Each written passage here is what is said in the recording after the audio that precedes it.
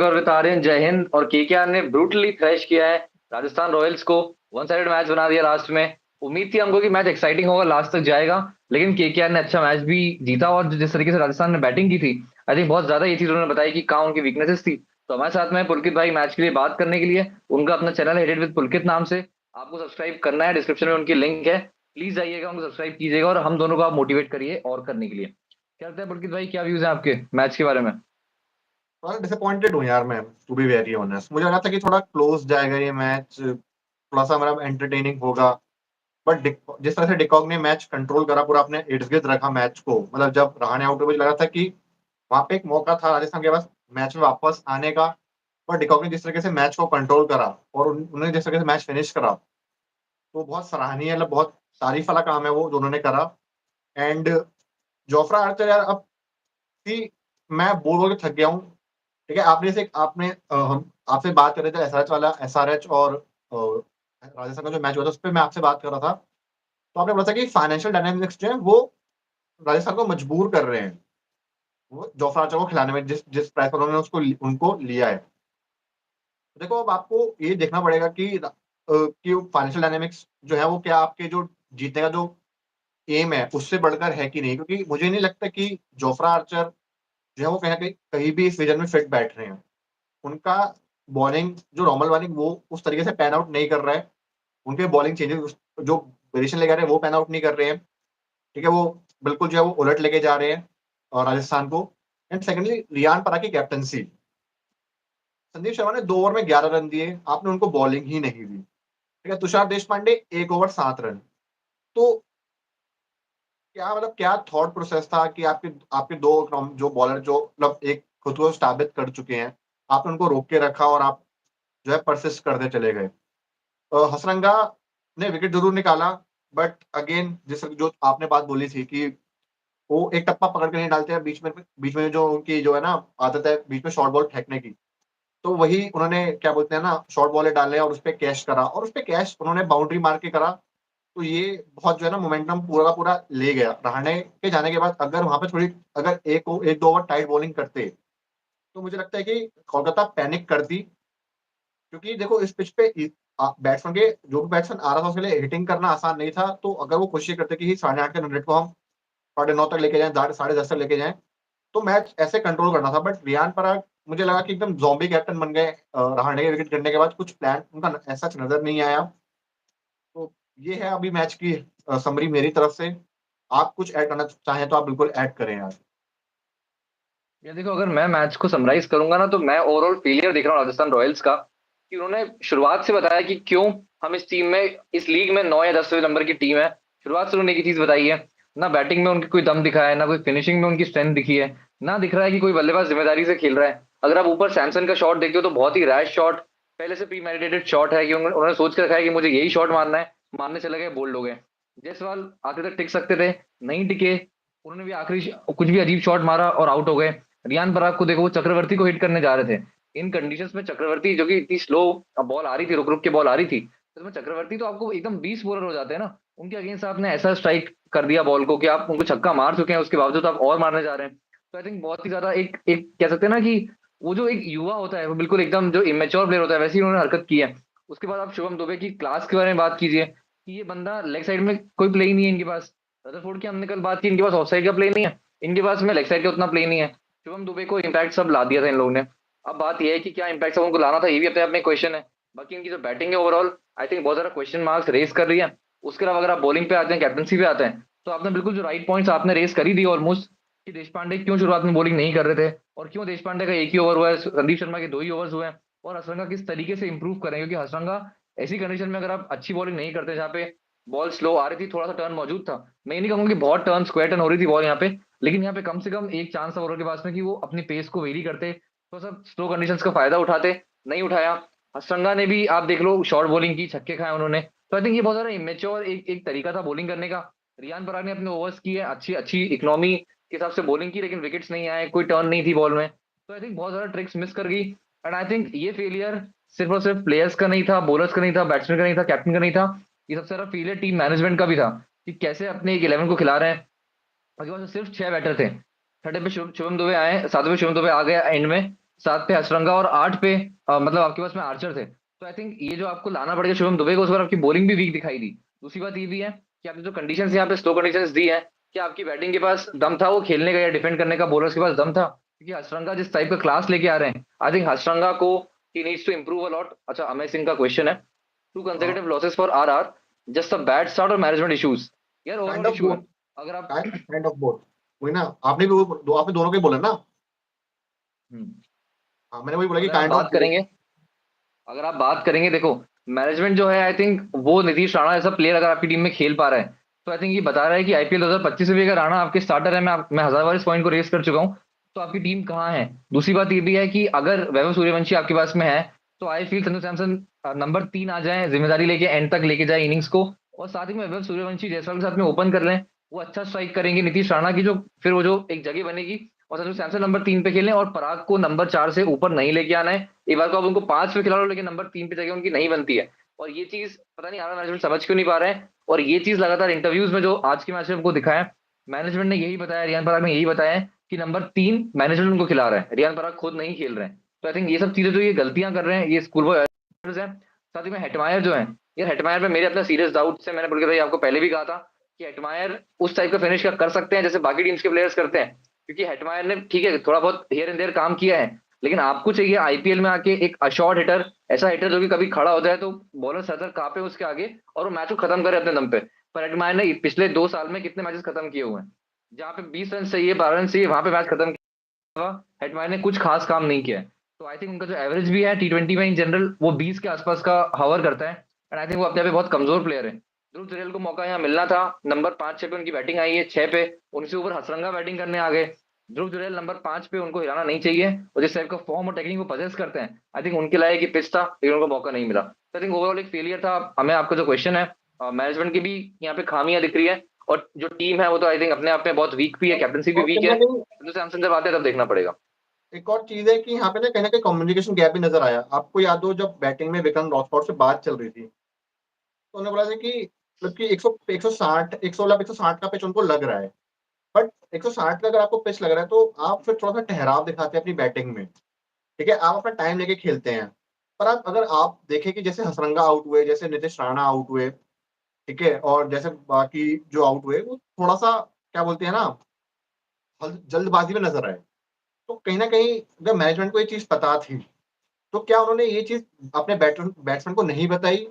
और अगर बैट्समैन को बताई है, तो क्या वो अपने आप में इतने बड़े अपने आप को तुरंत खा समझ रहे थे कि वो सोच रहे थे कि नहीं, जो मैनेजमेंट बता रही है हम नहीं करेंगे वैसा?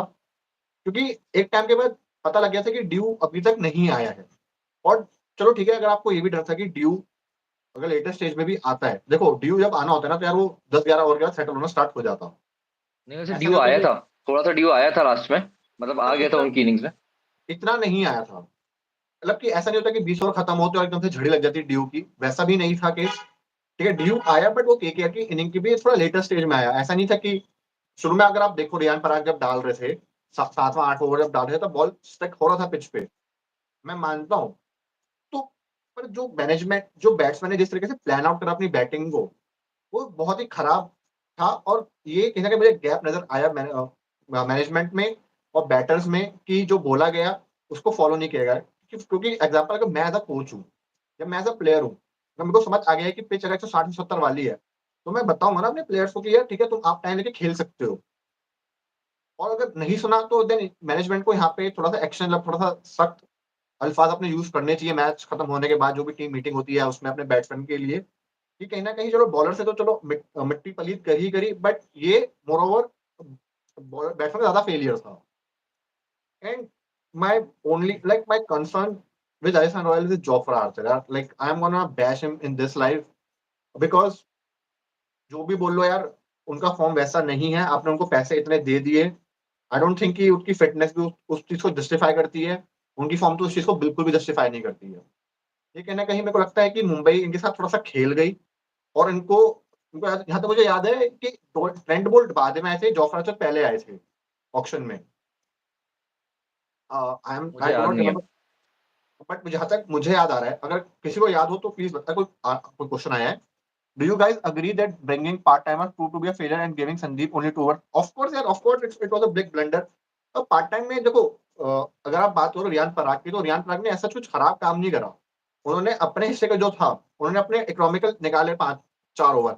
बट यहाँ पे हुआ क्या, जो हसरंगा थे, हसरंगा काफी एक्सपेंसिव साबित हो गए। और जबकि होना ये चाहिए था कि हसरंगा जो है वो यहाँ पे डेडली साबित होते और वो रन रोकते। पर हसरंगा ने 1 विकेट निकाला और उन्होंने रन बहुत सारे दे दिए। मतलब जहां पे आप ऑलरेडी 152 सेव कर रहे हो, हसरंगा ने 3 ओवर में 34 रन दिए, ऑलमोस्ट 11 के रन रेट से। कहीं ना कहीं एक हसरंगा का कंट्रोल का जो इशू है वो बहुत लंबे टाइम से चलता आ रहा है। तो ये तो था ही। और संदीप शर्मा को ना देना, तो यार देखो रियान पराग क्या थॉट प्रोसेस कर रहे थे नहीं पता।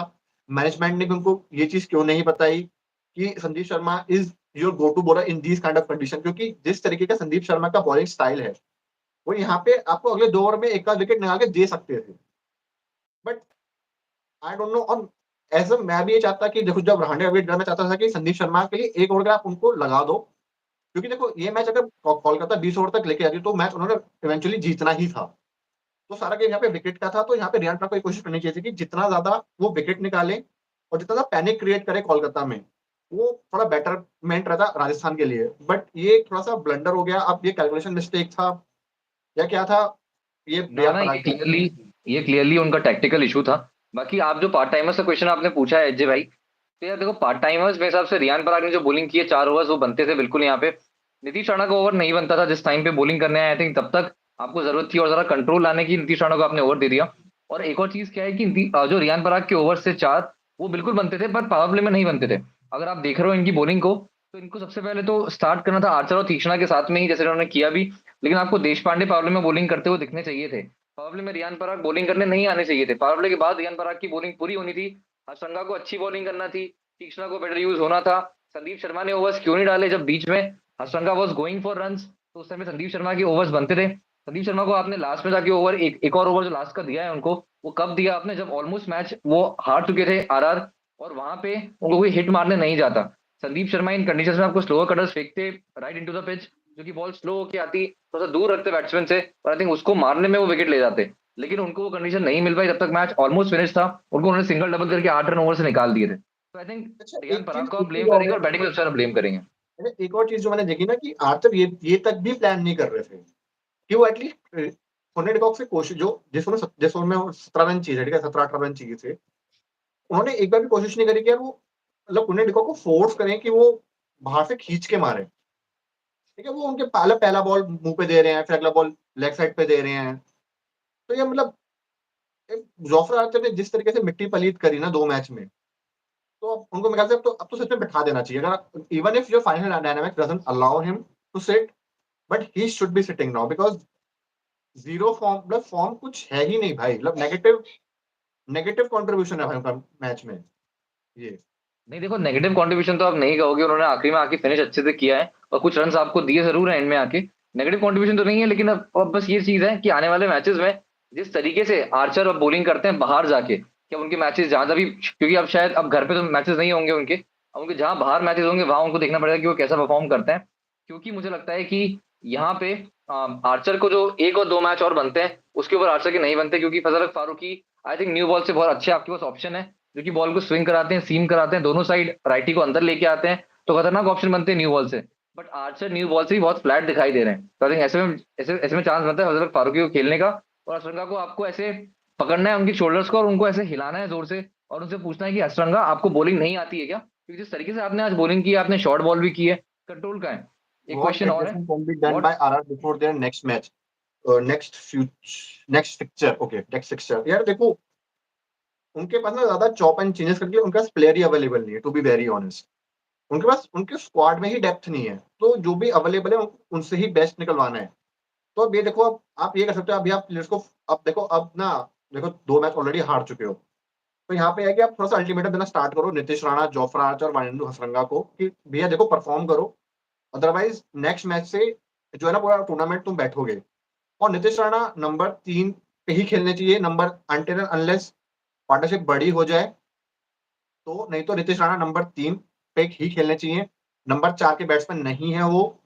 और जो ये जुरेल के साथ उन्होंने करा है, जुरेल को थोड़ा ज्यादा मौका दो भाई, आपको आपके बेस्ट बैट्समैन है, आप उनको ज्यादा मौका दो रन बनाने का। मतलब ऊपर ही रखो, 4-5-4 पे ही रखो, और आज जैसे उन्होंने वरिंदर शर्मा के साथ करा, ये आप करो जहाँ पे विकेट थोड़ा सा फ्लैट हो, ऐसे प्लेसिड विकेट पे जो थोड़ा स्टिकी सरफेस है वहां पे आपके जितने भी हिटर है वो फंसेंगे। और देखो तो यार अगर बॉलिंग मैं में तो इस पे आंसर दूं ना, तो इसका आंसर ऐसे बनता है कि अब आप एडजस्टमेंट्स की बात कर रहे हो। देखो मैं एक चेंज तो कि मुझे वैभव सूर्यवंशी अगले मैच से चाहिए आरआर के लिए। सिंपली इसलिए कह रहा हूँ, नीतीश राणा को आप बाहर कर दो। एक आप उनको, नीतीश राणा को बोलो कि आपका हो गया है, उनकी जगह पर वैभव सूर्यवंशी को लेके आओ, उनको कराओ ओपनिंग विद जायसवाल। मैं चाहता हूँ कि वो यंगस्टर है, वो पावर प्ले में ओपनिंग करते हैं, हमेशा जहां भी बैटिंग करते हैं वो ओपनिंग करते हैं। Is a good striker of the cricket ball, बहुत अच्छा स्ट्राइक करते हैं। ओपन करें जायसवाल के साथ में। संजू सैमसन जो भी सपने देख रहे हैं इंडिया के लिए ओपन करने का, उनको नंबर 3 पे आना चाहिए, जिम्मेदारी लेकर एंड तक जाएं। 3 पे संजू, 4 पे रियान, 5 पे ध्रुव जुरैल आनी चाहिए, 6 पे एडमायर, 7 पे शुभम दुबे। अगर आपको बैटिंग लंबी करनी है आप 7 पे शुभम दुबे को ले लीजिए, क्योंकि उसके अलावा फिर आपकी बैटिंग बहुत थिन दिखाई देगी। 7 पे शुभम दुबे हो गए, 8 पे असरंगा, 9 पे फिर आर्चर को आप मत रखो आने वाले एक दो मैचेस में। आई थिंक एक लास्ट मैच आर्चर का मिलना चाहिए उनको, एक या दो मैच मैक्सिमम, उसके बाद उनकी जगह बंद होनी चाहिए। Fazal Farooqi is a very good good bowler waiting in your dugout. I think वो इतने एबल है, आर्चर से ज्यादा एबल है न्यू बॉल से भी। और साथ में उन्होंने पिछले मैच में हैदराबाद के अगेंस्ट यॉर्कर करके दिखाई थी। तो ऐसे में आई डोंट सी कि उनको आप क्यों नहीं खिला रहे हैं। तो आई थिंक उनकी जगह बनती है। और इसलिए आर्चर को एक लास्ट एक दो मैचेस मिलने चाहिए। मडवाल भी वेट कर रहे हैं, तो Madhwal is a very good option. अगर आप देश पांडे को बॉलिंग ऊपर नहीं करा रहे हैं और फिर उसके बाद बीच में नहीं करा रहे हैं, तो आई थिंक मडवाल को आप खिला लीजिए और मिड और डेथ में उनसे ही बॉलिंग करा लीजिए। क्योंकि आई डोंट सी कि उनकी जगह क्यों नहीं बन पा रही है इस टीम में, क्योंकि मडवाल आपके स्ट्राइक बॉलर है। बाकी 6 लोग 5 लोग जुड़ गए। आप आपके जो भी क्वेश्चन है आप डाल सकते हैं, ड्रॉप कर सकते हैं, हम बात करेंगे उस बारे में। और तुषार देशपांडे, देखो तुषार देशपांडे के साथ उनको समझिए, तुषार देशपांडे ने एक ओवर डाला और उन्होंने कुछ ऐसा खराब नहीं लगा, 7 रन ठीक है यार। तो आप लोग सही करेंगे, उनके साथ भी अनजस्टिफाइड आपने उनके साथ भी थोड़ा सा जस्टिस नहीं करा। आपको उनको एक और कम से कम देना चाहिए था। आपने जहाँ मतलब जब हसरंगा रन के लिए जा रहे थे, माना कि हसरंगा आपके बेस्ट ऑप्शन थे विकेट टेकिंग के लिए, बट आप इस टाइम पे जब आपको लग रहा है कि बंदा रन लीक कर रहा है ना, तो आप थोड़ा सा ये कोशिश करें कि आपको एक या दो ओवर क्वाइट मिल जाएगी, जहाँ पे 6-7 रन आए बट बाउंड्री ना आए। क्योंकि देखो बाउंड्री जब तक नहीं आएगी ना, तब तक बैट्समैन भी थोड़ा ईज आउट नहीं फील करेंगे, तो उन्हें भी थोड़ी सी इचीनेस रहती है कि यार मेरे को एक बाउंड्री मारनी है अगली अगले फॉर एग्जाम्पल अगर अगले 2 ओवर तक बाउंड्री 2 ओवर में बाउंड्री नहीं आती, तो वहाँ पे बैट्समैन थोड़ा सा इजी वो रहता है कि यार कि हमें बाउंड्री मारनी है अगले 2 ओवर, अगले 2 बॉल पे एक बाउंड्री मारनी है, अगले 6 बॉल में हमें एक बाउंड्री मारनी है। तो फिर वो उतना रिस्क लेते हैं बाउंड्री मारने का। ठीक है, तो ये कहीं ना कहीं ट्रिक बहुत बड़ी मिस कर दी रियान पराग ने। तो यार देखो, आज जैसे आर्यन ने बात करी ना कि ये पूरा का पूरा क्यूमुलेटिव प्लेयर है, आप इस पे किसी को ब्लेम नहीं कर सकते कि इस प्लेयर की वजह से हारे, उस प्लेयर की वजह से हारे। नहीं ब्लेम करो ना, क्रिकेट आप ब्लेम क्यों नहीं कर रहे हो? आप रियान पराग को ब्लेम करो, आप जायसवाल को ब्लेम करो, संजू को ब्लेम करो, उनकी गलती है मैं बोला क्लियरली। कि आप किसी को इसमें इस हार में जो कंट्रीब्यूशन पूरी टीम का है, किसी का कम है किसी का ज्यादा है, मैं ये बोलना चाहता हूँ। जैसे जोफ्रा आर्चर थोड़े ज्यादा हो गए, ठीक है, रेहान पराग की जो ब्रेन डेड नहीं कैप्टनसी थी यार, कि आर्चर को आप इस मैच में उतना ब्लेम मत करो, क्योंकि बैटिंग फेलियर क्लियरली आ गया। आर्चर के पास ज्यादा चांस था नहीं इस मैच में ज्यादा कुछ करने का, क्योंकि आई थिंक अच्छा उनकी चलो एबिलिटी नहीं है T20 में उतनी। यार, देखो 17-18 रन सेव करने थे तो आप कम से कम कोशिश करते आप 6 रन का ओवर देते, 5 रन का ओवर देते। आपने तो 3 बॉल पे रन पड़वा दिए। नहीं, तब तक मैच जा चुका था। देखो पता है, यार रियान पराग यार की देखो कैप्टनसी जा इसलिए चुका था, ब्लेम होनी चाहिए। यार देखो जा चुका था वो अलग केस है, बट आप भी तो बेस्ट ट्राई करोगे ना। देखो आरआर यार को जब आर्चर की तो पता है जगह ही नहीं बन रही है। आर्चर को पता है, आर्चर इसलिए बाहर बैठनी थी क्योंकि वो एबल ही नहीं है T20 बॉलर। क्योंकि अगर आप उनके पीछे 3-4 साल देख रहे हो ना, उन्होंने MI के लिए भी बॉलिंग की है, आरआर के लिए पहले भी बॉलिंग की है। पता नहीं आरआर इनको क्यों ले आता है हर बार, मुझे नहीं पता कि ऑप्शन में इतना ज्यादा इनके लिए अट्रैक्शन क्यों रहता है। क्योंकि आर्चर ने कुछ नहीं किया T20 में। आप उनको इंग्लैंड से देख, अभी कुछ नहीं करते। Longer format of the game में सुटेबल प्लेयर है, मैं मानता हूँ। बाकी ओवरऑल रियान पराग की कैप्टनसी में बस ये गलत मानता हूँ, अगर आपने देश पांडे को खिलाया है, देश पांडे अगर न्यू बॉल से बॉलिंग नहीं कर रहे हैं तो देश पांडे नहीं खेल सकते हैं। क्योंकि अगर आपको न्यू बॉल से उनसे काम ओल्ड बॉल से ही कराना है, तो मडवाल किस लिए फिर स्क्वाड का पार्ट है? मडवाल ने MI में जितना भी काम किया, उन्होंने पूरी पुरानी बॉल को ऑपरेट किया है, and is a very good bowler, is a skiddy customer. वो स्किडी बॉलर हैं, वो बॉल को तेजी से अंदर लेके आते हैं, बॉल उनकी स्किड होती है तेज। और आई थिंक ऐसे में यॉर्कर अच्छी करते हैं, मिडिल ओवर्स में अच्छा कंट्रोल आपको देते हैं। आई थिंक मडवाल की जगह बनती है। और देश पांडे आपको ऊपर यूज करना थे, बीच में संदीप शर्मा आपको यूज करना थे। जब हसरंगा आपने जो बात की, जब हसरंगा रन के लिए जा रहे थे, आई थिंक उस टाइम पे संदीप शर्मा के ओवर्स बनते थे बीच में। आपने देश पांडे को पहले कराना था और देश पांडे को एंड में कराना था। आपने पहले संदीप शर्मा को क्यों नहीं कराया? तो आई थिंक ये बहुत स्कूल बॉयज एरर्स हो गए। और आने वाले मैचेस में अगर ये सही नहीं करती है, तो आरआर तो मैं अभी से लिख के दे रहा हूँ कि 10 नंबर पे फिनिश कर रही है। LSG भी इनसे बेटर टीम दिख रही है, जबकि उनकी पूरी टीम तो NC में बैठी हुई है। तब भी आई थिंक LSG की जो पूरे बैटर्स हैं, वो इनसे मच बेटर प्लेयर्स हैं इन टर्म्स ऑफ बैटिंग, और मच बेटर बॉलर्स हैं। इनकी बॉलिंग से भी बेटर बॉलिंग है उनके पास में, भले ही देखो 4 NCA में बैठे हैं उनके। एलएसजी के पास ना, एलएसजी के पास भी है कि उनके बैट्समैन बहुत एक्सप्लोसिव हैं। To be very honest. राडर यहाँ पे भी लैक कर रहा है, इनके पास कोई एक्सप्लोसिव बैटर ही नहीं है मिडिल ऑर्डर में। जैसे उनके पास निकोलस पूरन, क्वेश्चन आया है आदर्श मिश्रा का, great knock 97 Quinton de Kock, what's next for him. Next तो यार वही है कि देखो भाई अपना उसी मोमेंटम को कैरी करें, कोशिश। आज जो क्विंटन डिकॉक सबसे अच्छी चीज करी कि जैसे आर्यन ने मिड इनिंग में बात बोली थी कि एक टाइम पे तो धीरे, जब वो पावर प्ले खत्म हो जाए तो थोड़े टिमिड हो जाते हैं, उतना अच्छा स्ट्राइक रोटेशन नहीं है। बट आज उन्होंने स्ट्राइक भी अच्छा रोटेट करा और क्या बोलते हैं ओकेजनली बाउंड्री भी मारी। और जब आप मैच फिनिश करते हो ना तो एक आपको ग्रेट बूस्ट देता है। तो अब देखो उनके लिए यही है कि भैया जो इनको मोमेंटम मिला है, इसी मोमेंटम के साथ पूरा टूर्नामेंट खेलें और ऐसे ही करके केकेआर के लिए मैच फिनिश करें। अगर आप पूछ रहे हो in terms of his international prospect, तो देखो दो फॉर्मेट से तो ऑलरेडी रिटायर हो चुके हैं, टेस्ट और ओडीआई से। अब टी20 नहीं, आई खेलते थिंक हैं तो तीनों से उसमें हो गए। आई थिंक तीनों तीनों से से हो हो गए। गए। शायद जहां आई तक डोंट, मुझे याद है तीनों से हो गए। तीनों से नहीं हुए हैं, as far as I can recall तीनों से नहीं। टी20 आई वो खेलते हैं तो अभी तीनों से नहीं हुए हैं, दो से ही हुए हैं। तो यार देखो उनके पास अभी बहुत कुछ है, वो अच्छा मतलब केकेआर को सपोर्ट कर सकते हैं। पर उनको समझ नहीं आया कि मतलब डेस्पाइट बिंग, थोड़ा सा मैं लंबा लेके जाऊंगा इस चीज को, कि क्विंटन डिकॉक जो है ना टीम के लिए अच्छा परफॉर्म करते हैं, बट फिर भी किसी टीम का एक रेगुलर पार्ट नहीं बने। कि आपने देखोगे कि क्विंटन डिकॉक किसी टीम के लिए 4 से 5 साल लगातार खेले हो। नहीं यार, मुंबई के लिए काफी साल खेले हैं वो, आप ऐसी मैं बात बस नहीं है। बोल रहा हूँ कि एक्सेप्ट एक्सेप्ट मुंबई पहले दिल्ली का पार्ट थे, ठीक है, फिर एक टाइम पे आरसीबी का पार्ट बने और एलएसजी भी गए है। तो मुझे लगता है कि कहीं ना कहीं टीम्स को लगता है कि उतना वो नहीं है, मतलब कंसिस्टेंसी थोड़ी सी कमी आ जाती है। तो लग रहा है कि ये इनका सही मौका है, उनको सही फ्रेंचाइज मिल गई है, मैनेजमेंट बहुत अच्छा है, वो आपको बैक करेगा। तो जैसे आप खुद को एक्सप्रेस करते हैं वही एक्सप्रेशन अपनी दिखाएं अपने पावर प्ले में, और ऐसे ही मैच फिनिश करें। यार डीकॉक के और बारे में मैं दो चीज कहना चाहता हूँ। पहली बात तो अगर इस इनिंग्स की बात करें, देखो पता है आज ना डीकॉक के लिए टेलर मेड कंडीशंस थी। जब पावर प्ले खत्म होता है ना उसके बाद डीकॉक ने थोड़ा सा टाइम भी लिया, आप देख लो उन्होंने स्ट्राइक रोटेट हाँ, की अच्छे से। और आखिरी के जो उनके 18-19 रन बने इस पूरी इनिंग्स के, वो उनके तब बने जब एकदम मैच झोली में उनके था और आर्चर बॉलिंग करने आए थे, आखिरी ओवर उन्होंने फिर रन दे दिए उनको। तो हाँ, वही चीज है कि जो डीकॉक ने काम किया है, जो उनकी अपनी स्ट्रेंथ भी है कि थोड़ा सा पावर प्ले में मारते हैं जितना वो मार सकते हैं, उसके बाद थोड़ा सा टाइम लेते हैं जब स्पिनर्स आते हैं। और आज की जो कंडीशन थी, वहां पे एक बैटर आपको चाहिए था जो कि थोड़ा सा टाइम लेकर खेले। तो डीकॉक ने वही काम किया जिसकी टीम को जरूरत थी। इसलिए डीकॉक की जो जो महत्ता इस टीम में बढ़ी है, आई थिंक इसी वजह से बढ़ी क्योंकि उन्होंने वो काम किया जो कि टीम को चाहिए थी। उसके बाद आने वाले मैचेस जो होंगे वो इनसे इजियर कंडीशंस पे होंगे। गुवाहाटी का ये जो पिच था ये बहुत स्लो था इन नेचर। तो आई थिंक ऐसे पिचेस आपको नहीं मिलने वाले हैं आगे जाके। तो आई थिंक कोलकाता को ये चीज बहुत हेल्प करेगी। और डीकॉक को पर्सनली बहुत ज्यादा हेल्प करेगी क्योंकि डीकॉक को पसंद है जब बॉल ट्रू आए विकेट पे। मीन्स नेचर आज अपनी इनिंग खेलें क्योंकि उनको ये ऐसे पिचेस पसंद नहीं आते उतने। वहां अच्छा उन्होंने किया है। तो आई थिंक और ट्रू उनके विकेट्स पे फ्लैट पिचेस पे बहुत अच्छा करेंगे। और उनके लिए बैटिंग शूट नहीं करता ना, जैसे being a South African he likes some like ball coming on to his bat. But जैसे के साथ, और आपने सही बात बोली कि टेलर मेड कंडीशन था उनके लिए कि अगर वो वहाँ पे एक दो ओवर क्वाइट भी खेलते, एक आध ओवर में बाउंड्री भी नहीं भी मारते, तो उन्हें कि रन इतने नहीं है मैं कवर अप कर लूंगा। मतलब क्योंकि देखो अगर आप पिच पे खड़े हो ना तो इवेंचुअली एक आध बाउंड्री वैसे ही मिल जाती है यार। एक एज का चौका आ गया, अगर आप ऐसे गुस्से में बल्ला फेंको तो वैसे भी एक आध बाउंड्री आपको मिल जाती है।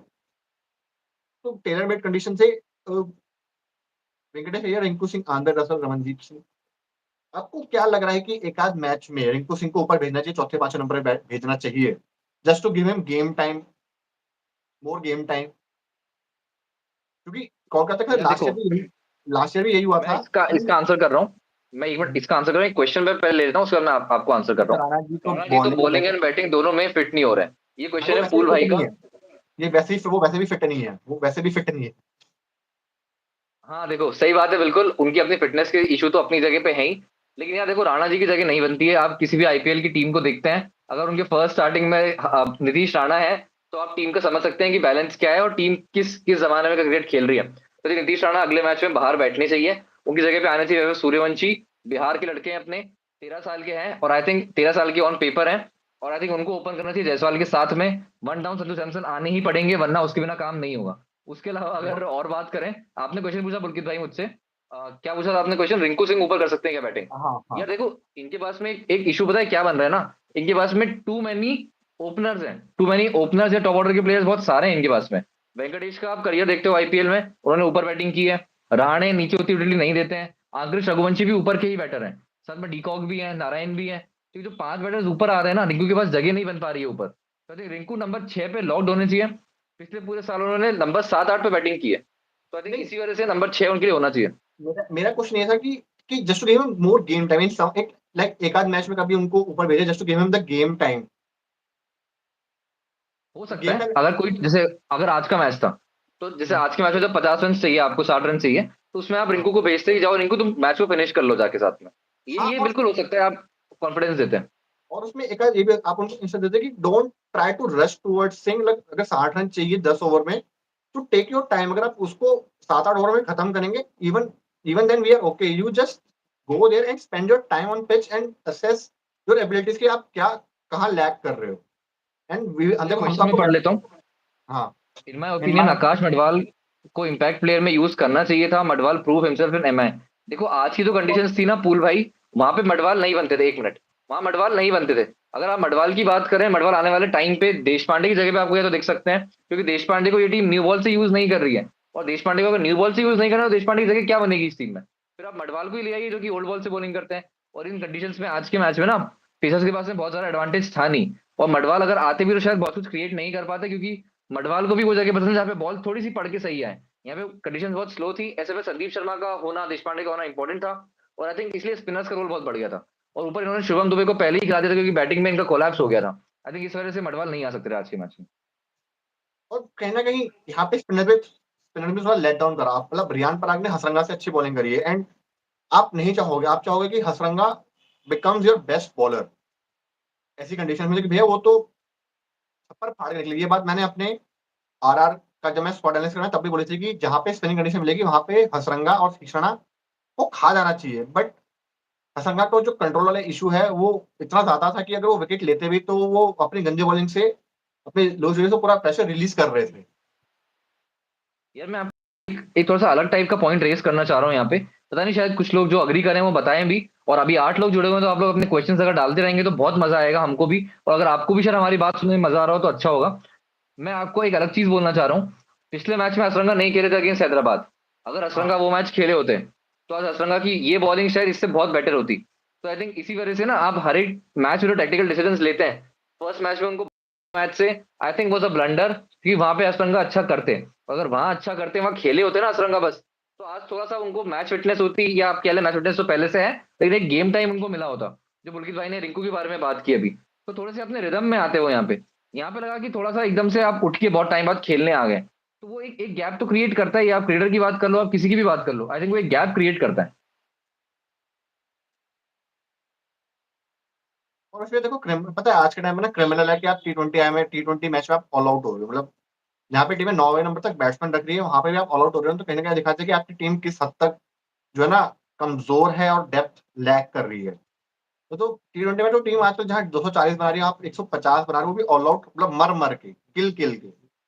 अगर अगर इस वजह आता है कि चलो 200 यहाँ पे तो यही 220 230 का टारगेट होता है ना, मेरे को समझ आती है कि चलो ठीक है आपको एक मोमेंटम कैरी कर रहे थे तो आपके विकेट जल्दी गिर भी गए, पर आपको टेम्पो आपकी टीम में टेम्पो बना रहा है। यहाँ तो आपकी टीम का ना टेम्पो था ना प्लेयर्स ने टाइम स्पेंड करा, आप ऑल आउट भी हो गए। तो बहुत सारे क्वेश्चंस खड़े होते हैं यहाँ पे बैटिंग के राजस्थान के। और सबसे ज्यादा क्वेश्चन खड़े होते हैं विक्रम राठौर के भी कि वो क्या इंस्ट्रक्शंस दे रहे हैं बैट्समैन को। और नहीं यार, आपको लगता है विक्रम राठौर को क्वेश्चन करने की कोई बात नहीं है। ये इतने सारे सीनियर प्लेयर्स हैं। ये जायसवाल जो है कितने साल से आईपीएल खेल रहे हैं अब। उसके बाद संजू सैमसन इतने साल से खेल रहे हैं, मतलब संजू सैमसन को शायद 12-13 साल तो हो ही चुके हैं। साथ कि में 13 रियान साल पराग 6 साल से इस फ्रेंचाइजी का पार्ट है। तो बस मैं बस ये मानता हूँ कि आपको इतना सा गेम अवेयरनेस होनी चाहिए कि पिच कैसी है। इतने साल से क्रिकेट आप हर जगह डोमेस्टिक खेले हुए हैं, सारे प्लेयर्स इनके खेले हुए हैं। आप जिनकी बात कर लो, इंडियन सारे खेले हुए हैं। तो उनको इतना असेसमेंट करना चाहिए था कि आज का पिच कैसा है, हमको अकॉर्डिंगली स्कोर करना है। जब विक्रम राठौर बाहर बैठ के 160 बोल रहे हैं, तो आई थिंक उनका अपना एनालिसिस भी कितना कमजोर है। यहाँ 160 भी चीज होता, यहाँ अगर 170 होते ना, 170 175 चाहिए थे, अगर वो होते तो जीतते। बाकी एक क्वेश्चन है पूल भाई का, is there any chance for LSG for winning tomorrow's match? यार मैं आपको एक चीज बस कहूंगा एलएसजी के बारे में। एलएसजी को ना या तो पहले बैटिंग कर लें, अगर कल ड्यू की कोई कंडीशन नहीं बनती है तो पहले बैटिंग कर लें एलएसजी। और एलएसजी फोड़ के 270 रन बनाए, 260 रन बनाए, आप हैदराबाद को हरा देंगे। चेज में 270 260 करना बहुत मुश्किल होता है किसी भी टीम के लिए। अगर आपने वो किया, तो उसके बाद आप दिग्वेश राठी को गेम में आते हुए देख सकते हैं। साथ ही में आप जो उनके रवि बिश्नोई हैं, अगर उनको टर्न मिलता है तो वो भी कुछ कर सकते हैं। वरना उसके अलावा आई थिंक एलएसजी थोड़ा सा लूजिंग साइड पे चांसेस ज्यादा है उनके होने के। क्योंकि बॉलिंग बहुत कमजोर है ना और हैदराबाद की बैटिंग बहुत स्ट्रांग है। मतलब बॉलिंग अगर एलजी के तो हैदराबाद की बैटिंग यहाँ पे है, वो सारा काम खराब करिए एलजी का। यही अगर आप यहाँ पे थोड़े ढंग के बॉलर आप ऐड कर दो तो एलएसजी आपको टॉप 2 में फिनिश होते हुए दिखेगी फिर यही इसी इसी टूर्नामेंट में। वो बेचारे, और उनकी गलती नहीं यार, देखो उनके जो 4 बॉलर हैं, मयंक यादव, आवेश खान, मोहसिन खान और एक और कौन से हैं? एक और बॉलर है प्रिंस जो यादव इंजर्ड। खेले थे कल। अच्छा, हाँ, इंजर्ड हाँ, आकाशदीप है, आवेश खान है, मयंक यादव, मोहसिन खान। हाँ, तो आप लगा लो आपके जो मेन बॉलर है, जो स्ट्राइक बॉलर है, वो सारे के सारे आपके एनसीए में, तो आप इसमें आप कुछ कर नहीं सकते। ठीक है, देखो injury are part and parcel of the game. तो देखो एलएसजी यहाँ पे अगर टॉप 4 में फिनिश नहीं करती है ना, तो just because of this, of circumstances that they have no control over. देखो यही इंजरी इनको खेलते भी हो सकती थी, जैसे मुकेश कुमार को हो गई। तो इंजरी का कंसर्न आपको रखना पड़ता है, बट यही चीज है कि बॉलिंग उससे बहुत कमजोर हो गई उनकी। और हैदराबाद की बैटिंग बहुत स्ट्रांग है। अगर आप देखें तो इसी बॉलिंग लाइनअप ने दिल्ली को ऑलमोस्ट घुटने पे ला दिया था। वो तो एक क्या बोलते हैं, इंडिविजुअल ब्रिलियंस था। तो वो यार वो मैच, दिल्ली भी थी ना, दिल्ली की अपनी गलतियां, अपनी बैटिंग की गलती सारी थी उसमें, हाँ, वो वाली बात है। हाँ, तो वो एक ना कहीं उनकी बॉलिंग लाइनअप ने दिल्ली को घुटनों पे ला दिया। तो एक इंडिविजुअल ब्रिलियंस था जो वो ले गए। और कहीं ना कहीं ऋषभ पंत थोड़े से कमजोर कप्तान है, जिस तरह से वो चिल्लाते हैं यार। देखो अगर आप ग्राउंड पे चिल्ला रहे हो ना, ठीक है, आप ऑफ द फील्ड आप अपने प्लेयर्स को 4 गालियां दे दो, वो इतना माइंड नहीं करेगा। बट आप ग्राउंड पे चिल्ला रहे हो ना, तो कहीं ना कहीं उससे इफेक्ट भी पड़ता है, क्योंकि यार फिर मैं उस दो बंदे चेंजेस को। देखना चाहता हूँ। अगर एलएसजी के बारे में बात करते हैं, मैं दो चेंजेस देखना चाह रहा हूँ। एक बात तो यह है कि प्रिंस यादव को अनफॉर्चुनेटली बाहर जाना पड़ेगा। प्रिंस यादव की बॉलिंग मुझे कोई खराब नहीं लगी, लेकिन आपको जो बॉलर न्यू बॉल से बॉलिंग नहीं दे रहा है एलएसजी के पार्ट में, के टाइम के स्क्वाड में, के टीम में, आई थिंक उनको आपको हटाना पड़ेगा। तो इसी इसी वजह से मैं चाहूंगा कि या तो शमार जोसेफ या राजवर्धन हंगरगेकर में से कोई एक खेले। अगर वो दोनों में से कोई एक खेलता है, वो आपको न्यू बॉल से बॉलिंग देगा और आपको थोड़ा पीछे साइड भी बॉलिंग करेगा। तो ये तो हंगरगेकर आ जाए, ये शमार जोसेफ आ जाए in place of Prince Yadav. अगर नहीं होता है तो आप मार्करम को बाहर बुला सकते हैं और वहां पे युवराज चौधरी ओपन कर सकते हैं। मार्करम भी आई डोंट सी कि एज एन ओपनर बहुत अच्छा प्रोस्पेक्ट है इस टीम के लिए। आपकी पूरी टीम एक्सप्लोसिव है। युवराज चौधरी को आप ले लीजिए, अच्छा स्टार्ट देंगे मिचेल मार्श और साथ ही में युवराज चौधरी। लेकिन टीम्स नहीं करती चेंज मार्करम का, मैं समझता हूँ। लेकिन अगर अगले मैच में मार्करम ही खेलते हैं तो आई आई वांट टू सी कि राजवर्धन हंगरगेकर आ जाए in place of Prince Yadav.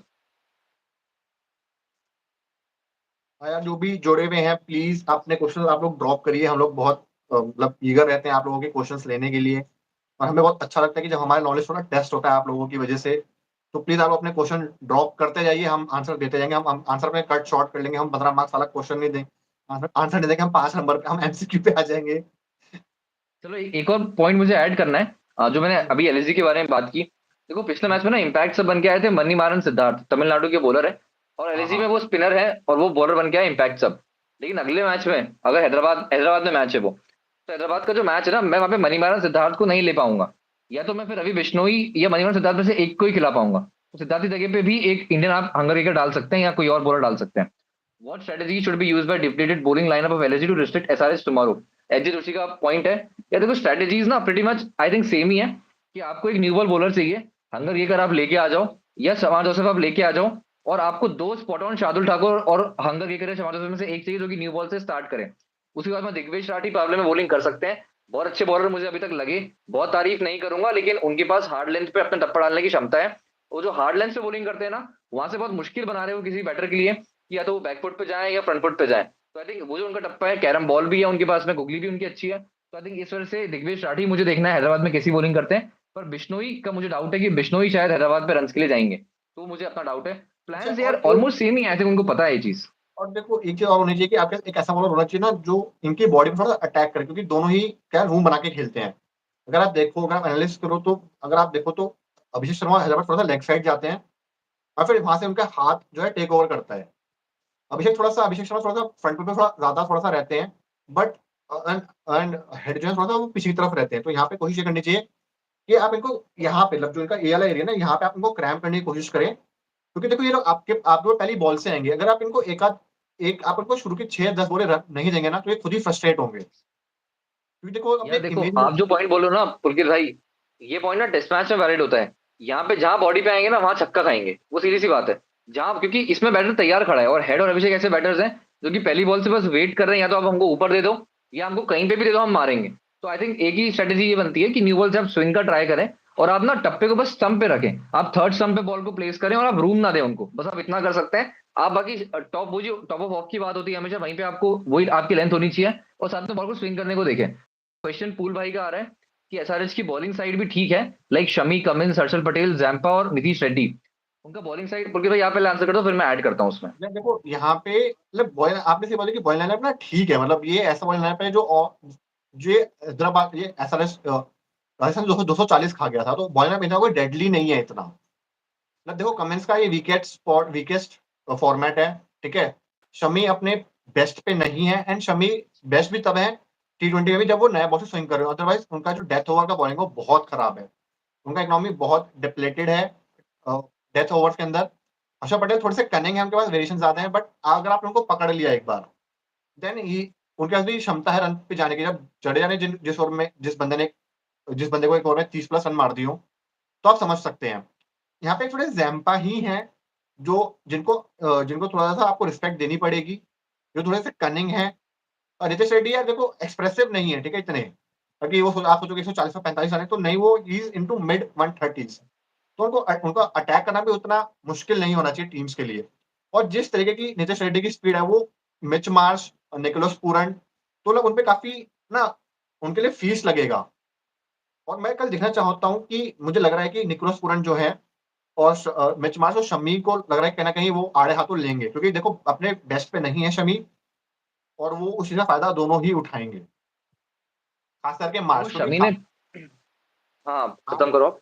क्योंकि देखो शमी बहुत हल्का सा स्किड होके आता है, एंड मार्श कहीं ना कहीं वो चाहते हैं कि बॉल थोड़ा स्किड होके उनके पास आए। वो वहां फंसते हैं जहाँ पे बॉल थोड़ा सा रुकता है और नहीं आता है उनके, मतलब थोड़ा सा जो स्टिकी सरफेस होता है, वहां पे मार्च फंसते हैं। तो लगे शमी जो है कल, मतलब मार्च जो है शमी के कहीं ना कहीं आड़े हाथों आएंगे। चलो स्टिकी सरफेस तो नहीं होगा, वो तो बैटिंग पैराडाइज होगा। ऑफकोर्स। बाकी मैं इसका एक बार आंसर कर देता हूँ। देखो एक यार सेकंड, एसआरएच के बारे में ना एक और मेरी, क्वेश्चन, हाँ मैं उस एक पे और क्वेश्चन उसका है। भी आंसर कर रहा हूँ, आप रुक जाओ, पढ़ ली, देख लिया मैंने। एसआरएच की बॉलिंग की आप बात कर रहे हो पूल भाई। एक चीज है यार, देखो एसआरएच की ना जो बॉलिंग है, ऐसा मेरा हाइपोथेसिस है कि उनका जो बॉलिंग साइड है वो चेज जब कर रही है दूसरी टीम, जब ये डिफेंड करने आएगी बॉलिंग, तभी ज्यादा बेटर परफॉर्म करेगी। हर्षल पटेल जो आपके पास में काम करते हैं ना, स्लोअर कटर्स का काम करते हैं, बॉल थोड़ा सा रुक के करते हैं, तो ना वो सेकंड इनिंग्स में ज्यादा काम आ सकता है आपके। पर फर्स्ट इनिंग्स में मुझे लगता है कि रन के लिए जाएंगे। शमी ने न्यू बॉल से अच्छी बॉलिंग की पिछले मैच में। कमिंस अंडर टारगेट आएंगे, अंडर रेडार जब बैटर्स के आएंगे दूसरी टीम के, तो आई थिंक रन के लिए जाएंगे।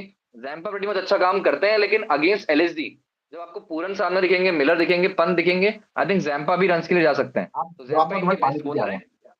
आप हाँ दोनों जवाब दो, पानी पी के आया। ठीक है ठीक है। जैम्पा बहुत अच्छे बॉलर हैं, लेकिन बस कंडीशन ये है कि सामने जिस तरीके के लेफ्टी बैटर्स रहेंगे, आप पंत की बात कर लो, पूरन की बात कर लो, साथ में इवन हमारे मिलर की बात कर लो, शाहबाज की बात कर लो, तो आई थिंक वो रन के लिए जाएंगे वहां पे जैम्पा भी। बाकी आप देखते हैं। उसके अलावा अगर हम एजी रोसी का क्वेश्चन लें कि can we see Pant playing at 3 tomorrow just experiment, बाकी एसेट का आंसर है गुड डिटेल्स। या थैंक यू सो मच, हम लोग मेहनत कर रहे हैं, आप लोग प्लीज सपोर्ट कीजिए ऐसी। एजी रोसी के क्वेश्चन पे मैं आता हूँ। तो यार देखो पंत प्लेइंग एट 3 का जो क्वेश्चन है ना, you play your best batter in top top order. आप T20 में यही फॉलो करते हैं। इसे निकोलस पूरन जो है वो नंबर 3 पे बैटिंग कर रहे हैं, और निकोलस पूरन जब नंबर 3 पे बैटिंग कर रहे हैं, तो कोई माइकल राज इस दुनिया का उठ के आ जाए अभी, तो नंबर 3 से पूरन को नहीं हटाना चाहिए, ऐसा मैं मानता हूँ। बाकी पंत को अगर अच्छा परफॉर्म करना है, नंबर 4 पे वो करें। कोई बहानेबाजी नहीं है, कोई नहीं है, पंत को प्रूव करना है अपना T20 में अभी भी। और 27 करोड़ का प्राइस टैग जो उनके ऊपर है ना, वो जस्टिफाई नहीं कर रहे हैं उसको। He is not a good player उस टर्म्स में कि 27 करोड़ उनको मिले। वो कैप्टनसी के पैसा ले रहे हैं, कोई बात नहीं, हमसे नहीं ले रहे हैं, लेकिन बस क्वेश्चन बस ये है कि जो टीम के लिए वो खेल रहे हैं ना, बस एक पॉइंट है कि उनको प्रूव करना पड़ेगा। नंबर 4 पे is a very important place to bat, और वहां पे उनको रन करने ही पड़ेंगे, उनके पास चॉइस नहीं है। अच्छा, और एक और चीज है ना पंच के साथ जो ये है कि वो ना बहुत ज्यादा मतलब अपने आप को थोड़ा सा ऊपर समझ रहे हैं, ठीक है, गेम के। थोड़ा सा टोन डाउन होना पड़ेगा और गेम की रिस्पेक्ट करनी पड़ेगी, क्योंकि जिस तरीके से अभी जो उनका पूरा चल रहा है, ठीक है, उनको आपको बहुत सिंपैथी मिल गई, ठीक है, आपका एक्सीडेंट हुआ, आपको बहुत सिंपैथी मिल गई, but enough is enough now. आप अपना जो पॉइंट है, आप अपने आप को प्रूव करें, क्योंकि सी T20 टीम में बहुत बैट्समैन बचे हैं आपको रिप्लेस करने वाले। आप टेस्ट में अच्छा कर रहे हैं, बट T20 में आपने इतना कुछ ऐसा प्रूफ नहीं करा है। एक और क्वेश्चन है, नेवर सीन अ मैं बस मार्करम एक चीज ऐड कर देता हूँ उसमें, फिर क्वेश्चन पे आ जाता हूँ। मैं ऐड कर देता हूँ एक चीज और। ये देखो पंत को अगर बैटिंग करना है, आप 3 की बात करो ना एच जे भाई, तो ये तो पंत ना ओपन ही कर लें, फिर आप मार्करम को बाहर बिठा दो, आप पंत से ओपन ही करवा लो फिर। ये तो अगर आपको इतना ही ज्यादा पंत को अगर वो रहता है ना कि मुझे ऊपर बैटिंग करना है, देखो पंत ना 4 नंबर भी सूटेबल प्लेयर तो नहीं है, ना वो नंबर 3 पे सूटेबल है। अगर वो कुछ करना चाह रहे हैं ओपनिंग पे आ जाएं, कर लें, करना है तो, वरना आई डोंट सी कि उनको नंबर 4 के अलावा कोई जगह बननी चाहिए, क्योंकि मतलब वो थोड़ा सा ना एक प्रॉब्लमेटिक चीज ही है पंत की यहाँ पे। तो ये क्वेश्चन मैं पढ़ देता हूँ, पुलकित भाई आंसर करेंगे। पुल भाई का क्वेश्चन है, I have never seen Markram doing some kind of spectacular work in IPL format like his average is 23। आप बताएं पुलकित भाई इस पे। यार देखो बात सही है कि मार्करम ने ऐसा कुछ परफॉर्म नहीं करा है, ठीक है, ऐसा रच के जब वो कैप्टन है तब भी उन्होंने कुछ ऐसा खास परफॉर्मेंस नहीं दिया था। बट ये ना कि टेक्निकली बहुत साउंड है। और आपको ना और कहीं ना कहीं जो जिस तरह से बैटिंग लाइनअप है ना एसआरएच का, तो वो क्या हाई रिस्क हाई रिवॉर्ड वाला गेम खेलते हैं। तो एक मैच लगेगा जहाँ पे वो पूरी टीम जो है ना क्रम्बल करेगी, और फिर आप देखोगे कि एडन मार्करम वो वहां खड़े हुए हैं। तो कहीं ना कहीं मार्करम जो है वो सूत्रधार है। भले ही जो बैटिंग सॉरी एलएसजी की जो बैटिंग है, सॉरी मेरे दिमाग से निकल गया, एलएसजी की जो बैटिंग है ना, वो कहीं ना कहीं उसके एडन मार्करम के इर्द गिर्द घूमेगी। देखो पंच इस टीम में कभी सूत्रधार नहीं बन सकते, ठीक है, उनकी बहुत सारी डिफिकल्टीज है मिडिल ऑर्डर में आके कि वो सिंगल उतने अच्छे रोटेट नहीं कर सकते। मार्करम सिंगल रोटेट अच्छा कर लेते हैं। देखो मैं एंड मैं ऐड करता हूँ पुलकित भाई। आप ये जो मार्करम की बात कर रहे हो ना, मार्करम को इन्होंने कोई पूरी इनिंग खेलने के लिए रखा भी नहीं है। मार्करम को इन्होंने सिंपली रखा है कि आप चौथा ओवरसीज स्लॉट भर दो और आप मार्करम हो, बस ये बात है। वरना मार्करम ने टी20 में कहीं कुछ नहीं किया, ना आईपीएल में कुछ किया है, ना साउथ अफ्रीका के लिए कुछ किया हुआ है। और इनका स्ट्राइक रेट भी अगर निकालेंगे, मुझे एक्जैक्टली याद नहीं है इनका, पर वो 150 के ऊपर भी नहीं होगा। तो आई थिंक ऐसे में मार्करम की जगह नहीं बनती है। और दूसरी बात ये है कि मार्करम ओपनिंग पे आ रहे हैं तो उनको तेज रन करने पड़ेंगे, वरना कोई कोई उनका चांस नहीं बनता इस टीम में। क्योंकि निकोलस पूरन जो नंबर 3 पे बैटिंग कर रहे हैं ना, वो I think one of the best pacers हैं गेम के। बेस्ट पेसर्स हैं इन टर्म्स ऑफ इनिंग को पेस करने की मैं बात कर रहा हूँ। जिस तरीके से पूरन वो काम करते हैं वेस्ट इंडीज के लिए या किसी भी टीम के लिए, एमआई के डिफरेंट फ्रेंचाइजीज के लिए, डिफरेंट लीग्स में, हर एक जगह पे उनको पेस करना इनिंग्स बहुत अच्छे से आता है। तो निकोलस पूरन होते हुए आपको जरूरत नहीं है एंकर की।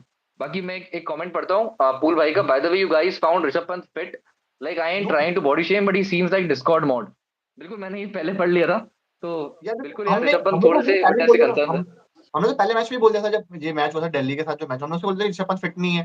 जिस तरह से उनकी बॉडी हो गई है अभी, तो कहना कि वो वैसे भी फिट नहीं, मतलब फिट तो वैसे ही नहीं है, मतलब जितना फैट लेके चल रहे हैं वो। बट ये कि देखो ऋषभ पंत हैं वो, तो वो अपने नाम पे खेल रहे हैं। एंड देखो यार, फैट आप बॉडी शेम नहीं कर रहे हो, that's a good thing, but जो फैक्ट करो आपको यार, क्रिकेट में रिक्वायर्ड है बॉडी शेम करना। आप बताओगे कि प्लेयर फिट नहीं है, क्रिकेट में कोई दिक्कत नहीं है। ये सब चीजें ना, ये भाई ये क्रिकेट में मत लेके आओ। यहाँ पे ये फिटनेस कल्चर वाला गेम है। यहाँ पे you require players to be fit, ये उनका काम है, ये उनका गेम है, वरना टीम से बाहर होंगे वो। और ऋषभ पंत 2018 में जिस टाइप की फिटनेस परहेज कर रहे थे, और अभी सैडली एक्सीडेंट उनका हुआ था, उन्होंने कम किया था वहां से। उस टाइम पे वो फिटेस्ट थे अपने अपने करियर में, एक 2018 में और एक यहाँ पे। उसके बाद जिस तरीके से इनका वेट बढ़ता रहता है ना, आई थिंक इनको कुछ सीरियस है तो कंसर्न्स बॉडी में है, या फिर ये ध्यान नहीं देते। क्योंकि यार आपको फिट होना पड़ेगा, यहाँ पे चॉइस नहीं है। अभी गलती से अगर आपका फॉर्म का डिप आता है ना, तो आप फिर फिटनेस की वजह से ही बाहर हो जाओगे, फिर आपका फॉर्म वैसे ही आपके साथ नहीं देगा। तो आई थिंक ये कुछ सीरियस चीजें जो कि आपको सोचना पड़ेगा। बीइंग अ यंगस्टर, आप 30 साल की भी नहीं हो यार अभी। एंड सेकेंडली देखो, आप जिस फ्रेंचाइज के लिए खेल रहे हो ना, तो वहां पे आप हमेशा अंडर स्क्रूटनी रहोगे। ये तो हमें पहले मैच के वीडियो के बाद पता लग ही गया था। पहले मैच की जो वीडियो आई थी बात करते हुए, वो कुछ आराम से बात कर रहे, आराम से बात कर रहे, मेरे एयर कोड्स दिखे नहीं, कुछ आराम से बात कर रहे संजीव गोयनका ऋषभ पंत से। तो गुड नाइट बॉयज, कल मेरी टीम का मैच है, कल मिलते हैं। पूल भाई आप थोड़ा टाइम पर रह सकते हो, हमें कोई दिक्कत नहीं है। सुबह 7 बजे मैच नहीं है आपकी पूल टीम भाई का, हो रहा थैंक यू सो मच यार, आपने बहुत अच्छे क्वेश्चंस पूछे हैं। और कल मेरी टीम का मैच है यार, कल एक बार, कल जीटी और एमआई का मैच है क्या, एक बार आप कंफर्म, क्योंकि मुझे एग्जैक्टली याद नहीं है। जीटीएमआई 29 तारीख को मैंने बताया था ना आपको। क्योंकि पूल भाई की टीम शायद एमआई है जहां तक मुझे याद है। अरे पूल कल भाई दोस्त एसआरएच है और मेरे। कल एसआरएच और एलएसजी का है भाई। यार अच्छा, इनकी एसआरएच हो गई, इन्होंने थोड़ा सा अपना साइड बदल लिया है मेरे मेरे हिसाब से। बाकी अगर आपको सोना है तो गुड नाइट। एसआरएच से LS G, okay okay, thank you so much. आपको सोना है आप सो जाओ, बाकी ऐसे ही मिलते रहा करो। यहाँ मजा आता है, क्योंकि यहाँ पे जब सब लोग मिलते हैं आई थिंक इंटरेक्टिव होता है। हर एक इंसान अपना ओपिनियन देता है तो मजा आता है सबको सुनने में। और आई थिंक अगर क्योंकि आप लोग को भी मजा आता हो तो सपोर्ट करिएगा ऐसी। आर्यन और मैं तो नहीं तो पूरे दिन बात करते ही रहते हैं एक दूसरे के साथ ना आर्यन, यार मतलब ऐसे अब तो लग ऐसे रहा मत है बोलो यार, वो अच्छा साउंड नहीं करता ऐसे यार। हमारी गर्लफ्रेंड बन के तो उनको लगेगा कि सौता रहे एक दूसरे की। नहीं यार, ऐसे ऐसे मत बात करो आप यार। हाँ, तो चलो फिर मैच पे आते हैं। बाकी अब आप मुझे ये बताओ, अगर आप ओवरऑल, अगर आप एनालाइज करो मैच को, ठीक है। हमने राजस्थान की बात कर ली, क्योंकि हमने वो विनिंग साइड पे नहीं थी, लूजिंग साइड पे थी, तो उनके बहुत सारे नेगेटिव्स थे यहाँ पे। अगर आप आते हो केकेआर पे, तो केकेआर में आपको क्या ऐसी वीकनेसेस सीरियस दिख रही हैं जो कि आने वाले टाइम में उनको अफेक्ट कर सकती है? तो आप क्या देखते हो उनकी टीम को आगे जाते हुए? ये देखो, सबसे पहले तो मैं बोलूंगा कि Moeen Ali is not coming again, is just playing 11। जिस तरीके से वो यार कैसे स्ट्रगल बोल कर सकते हो, मोइन अली कितनी अच्छी बॉलिंग की है। बॉलिंग, यार जिस तरह से उन्होंने बैटिंग करी है ना, वो पूरा उनकी जो अच्छी चीज है ना उसको पूरा ओवरशैडो कर दिया। ठीक है, वो स्ट्रगल 5 नो इतना स्ट्रगल करे, वो क्वेश्चन आया, मजा आ गया। Thank you guys, good information के लिए। थैंक यू एस जे जोशी भाई, थैंक यू वेरी मच यार। आप लोग ऐसे ही क्वेश्चन पूछते रहा करो, हम ऐसे जवाब देते रहेंगे। आप अपने ओपिनियंस भी रख सकते हो हमारे लिए, जो आप लोगों के ओपिनियंस है, जो भी आप लोग करते हैं कि आपका जो भी क्रिटिसिज्म है हमारे लिए, आप जो बोलेंगे वो सब हमारे सराखों पर। अब coming back to KKR squad है, तो देखो ऐसा तो मुझे कुछ दिक्कत नजर नहीं आ रही है। बस जो दिक्कत मुझे लग रही थी, जो मैं चाहता था कि वो हो गया, वो था क्विंटन डिकॉक का फॉर्म में आना। जैसे आपको पहले ही बताया था कि क्विंटन डिकॉक मतलब मेन रोल प्ले करेंगे इस टीम का टोन सेट करने पे, क्योंकि जो जो फिल्डसॉल्ट गए थे लास्ट ईयर, तो कहीं ना कहीं एक केकेआर को एक एक्सप्लोसिव ओपनर चाहिए था, जो उनको मिल गया है। And coming back to Rahane, Rahane ने बहुत अच्छी कैप्टनसी करी। तो मुझे लग रहा है कि थोड़ा सा और अच्छा करें, मतलब अभी तो मुझे ऐसे कुछ वो नजर नहीं आया कि मैं बोलूँ कि रहाणे ने ये गलत करा वो गलत करा। एवरीथिंग इज हंकी डोरी एज ऑफ नाउ। ठीक है, तो मेरे हिसाब से तो यार अच्छा ही परफॉर्म करा है आज केकेआर ने। मतलब उन्होंने आउट प्ले कर दिया जिस तरीके से चीजें पैन आउट हुई। और उनकी जो एक चीज है ना, वो बहुत जल्दी समझ गए, सरफेस को बहुत जल्दी समझ समझ गए बॉलर्स उनके। कि मैं आपको पहले ही बोला था, मिड इनिंग में भी बोला था मैंने आपको, मिड इनिंग में भी बोला था, और मैं आपको पहले उसमें बोला था प्रीव्यू में भी, कि वो लोग 10 से 11वीं बॉल से ही शुरू हो गए थे मैच के अपने वेरिएशन लेके आने। तो ये दिखाता है कि टीम कितना प्रिपेयर होके आ रही है, अपना होमवर्क करके आ रही है, और जिस तरीके से वो अपने बॉलर्स पैन आउट कर रही है, जैसा जो प्लान लेके आ रही है कि वैभव अरोड़ा जो है वो आ रहे हैं। ठीक है, स्पेंसर जॉनसन अच्छा स्विंग करा रहे हैं। तो मैं मेरे को लग रहा है कि एक अच्छा सीजन जाने वाला है केकेआर का। एंड कोई बड़ी बात नहीं हुई कि वो यार अपना टाइटल डिफेंड कर ले, क्योंकि देखो स्क्वाड बहुत अच्छा है। ठीक है, एक जो कंसर्निंग चीज है, अब उसमें इतना नहीं आए कि आंद्रे रसल ने, मैं अभी तक मैंने बॉलिंग करते हुए नहीं देखा है उनको, जबकि उनका ऐसा हैमस्ट्रिंग का होता इशू था। अभी भी है, सुनने में आ रहा है उनका हैमस्ट्रिंग का इशू अभी भी रह रहा है थोड़ा सा। नहीं तो ऐसा होता था, जनरली ऐसा होता था कि केकेआर जब ऐसे पिचेस पे खेलती थी ना, तो Andre Russell used to become a very deadly bowler. If not deadly then he should be a very handy bowler, क्योंकि वो भी बॉल को पिच पे पटकते थे, पटकते हैं और उनका फंस के आता था, जो उसको वेरिएशन लेके आते थे अपना। तो वो देखना है कि वो कितना कितना मेजर कंसर्न है वो, क्योंकि ये कहना कहीं अगर वो ज्यादा सीरियस है, तो ये कहना कहीं पूरा हैम्पर कर सकता है उनका खेलने का जो स्टाइल है आगे जाके केकेआर का। अदरवाइज तो यार देखो टीम बहुत सॉर्टेड है, और अच्छा मेंटेन करके रखा हुआ है। तो मुझे ऐसा कुछ नजर नहीं आ रहा है कि मैं बोलूँ कि उन्होंने ये खराब करा। They put every foot right today. KKR 8 wicket से जीता है ना। हाँ जी। अच्छा। यार देखो आपने मोइन अली का पॉइंट बोला, देखो मोइन अली ना वैसे तो नारायण जब आएंगे तो मोइन अली वैसे आने, और मोइन अली तो हाँ रिप्लेसमेंट ही बन के आए थे, तो आई थिंक वो इनके पास एक बैकअप ही प्लेयर है। बाकी अगर हम ओवरऑल टीम को देखते हैं, आंक्रिश रघुवंशी मुझे पर्सनली बहुत इंप्रेस करते हैं एज अ बैटर। आप स्पिन के अगेंस्ट, पेस के अगेंस्ट उनकी गैप फाइंडिंग एबिलिटीज आप देख रहे हो, जिस तरीके से एक्सप्लोसिव भी खेलते हैं। अगर मैं आपको थोड़ा सा पीछे लेके जाऊं, Angkrish Raghuvanshi if I am not wrong 2021 के सीजन में शायद अंडर 19 खेले थे इंडिया के लिए, 2021 या 22 में शायद खेले थे। यश डुल शायद जब कैप्टन थे तब ये शायद इन्होंने ओपनिंग की थी वहां पे अंडर 19 वर्ल्ड कप में। मैं गलत हो सकता हूँ। शायद 2022 अर्शिन में, रघुवंशी, 2022 में खेलते अर्शिन हैं। 22 में ना, यार, अर्शिन हाँ, अर्शिन रघुवंशी के साथ, शायद अर्शित रघुवंशी है ना वो, कुलकर्णी, अर्शिन कुलकर्णी के साथ में इन्होंने की थी। तो वहां पे कंडीशन क्या थी ना, कि ये थे थोड़ा सा डिफेंसिव बैटर ज्यादा, मतलब इनका जो गेम था ना ज्यादा सुटेबल था for to defending the ball. ये थोड़ा सा स्लो खेलते रहे कंपेरेटिवली। आप बात करते रेंज ऑफ स्ट्रोक्स की, उस टाइम पे थोड़ी सी मिसिंग थी। एक यंगस्टर भी होता है, वो थोड़ा सा टाइम लेता है, उनके उनके अंदर वो कंडीशन थी। और आज जब हम देख रहे हैं लगातार केकेआर ने इनको बैक किया हुआ है, लगातार इन्होंने अपने गेम पे काम किया है, और आज ये एक्सप्लोसिव किस तरीके से खेल सकते हैं, आप उनको 2 साल में देख रहे हैं। तो I think इस तरीके का प्लेयर जो होता है ना, जो इतना मेहनत करके सुधरना चाहता है, ये इंप्रूव करना चाहता है हर एक चीज के अपने हर एक एस्पेक्ट पे, तो आई थिंक ऐसा प्लेयर आपको दिखाता है कि क्यों वो टीम में डिजर्व करता है। और इसी वजह से आई थिंक वो यहाँ पे बहुत इंपॉर्टेंट नाम भी है आने वाले मैचेस में। और आने को और आई थिंक स्पिन पे थोड़ा काम करना पड़ेगा। एक और चीज मैंने नोटिस करी ना, आंग्रे आंग्रे आंग्रे कृष्ण रघुवंशी की, is very calm and compose वाला प्लेयर। कि जब वो आए तब ऐसा था कि देखो सारा गेम ना नर्व्स का बन जाता है एक टाइम पे आके, जब रहाणे का विकेट गिरा, अगर वहां पे थोड़ी सी भी हड़बड़ी दिखाते हैं आंग्रे अगर रघुवंशी, अगर उनकी थोड़ी सी नर्व्स उनकी ईज आउट नहीं होती, तो वो मैच जो है ना कहीं थोड़ा सा जा सकता था के आर आर के फेवर में उस पॉइंट पे। बट वो बहुत कामली उन्होंने इस चीज को टैकल करा। ठीक है, उन्होंने दिखाया नहीं कि मैं प्रेशर में हूँ। बीइंग अ जैसे बहुत इंपॉर्टेंट बन जाता है आपके लिए कि आप शो करो अपोजिशन टीम को कि सिचुएशन ट्रिकी है, but I am not the one who is going to crumble in this situation और in this pressure. I will make sure that I will take my team towards home. और ये बहुत confidence देगा जिस तरह से उन्होंने आज मैच में वो खड़े रहे हैं एंड तक। हालांकि मैच डिकॉक ने फिनिश करा है, बट एज ए यंगस्टर आपको भी कॉन्फिडेंस है कि ठीक है, I played my part very well. भले ही 22 रन दिख रहे होंगे उनके उसमें टोटल में, उनके इंडिविजुअल स्कोर में, but this a very good 22 runs. यार मतलब देखो, टीम को रिक्वायरमेंट जो थी उन्होंने वो काम कर दिया। और बस हाँ बात ये थी ना कि खड़े रहे साथ में। क्विंटन डिकॉक हाँ ने पूरा, उनकी पूरी इनिंग्स थी, आप देखो तो साथ में उनको देना था। और दूसरी बात ये थी ना कि अगर वो आते और डिकॉक पे प्रेशर बनाते कि कुछ बॉल्स पहले ले लेते, पहले अगर थोड़ी डॉट बॉल्स खेलते, तो आई थिंक उन पे प्रेशर बहुत ज्यादा बढ़ जाता। लेकिन जिस तरीके से उन्होंने वो काम को किया कि आए फटाफट से स्कोरिंग ऑप्शंस भी देखे, सिंगल डबल किया, वो काफी अच्छा काम था। इवन राणे ने भी बुरी इनिंग्स नहीं खेली आज। राणे का भी इंपॉर्टेंट नॉक ही था वो 19 रन का। और एक और चीज जो अंग्रेज ने अच्छी करी कि उनको जब उनको मिले ना, मौके मिले ना बॉल मारने के, तो उन्होंने उस पर काउंट करा। उन्होंने 2 चौके मारे, उनको 2 शॉट बिल्कुल मिले, उन्होंने प्रॉपर उस पर काउंट करा। तो वो हंस के जो टिमिड अप्रोच से नहीं खेले। तो ऐसे क्या होता है कि यंगस्टर जब आता है ना, तो सोचते हैं कि थोड़ा सा टाइम, देखो ज्यादा स्कोर नहीं है, मैं अपना टाइम लेके खेलता हूँ। बट उन्होंने कहा कि नहीं यार, जो मेरा टेम्पो है ना, मैं टेम्पो मेंटेन करके चलूंगा, सिचुएशन कैसी भी हो। तो ये बहुत जरूरी है और दिखाता है कि ये कितने मतलब मेंटली कितने स्ट्रांग है, और यही चीज इनको आगे लेके जाएगी। बिल्कुल बिल्कुल। बाकी एक कंसर्न केकेआर के लिए ये भी है कि वेंकटेश अय्यर और हैं, दोनों के एक तो रन्स नहीं आए हुए हैं। दूसरी बात ये है, इवन रसेल का भी अगर आप नाम जोड़ लो इसमें, तीनों के रन्स तो अभी तक नहीं आए। एक ही मैच खेला है तो आप कह सकते हैं रन्स नहीं आना ठीक है।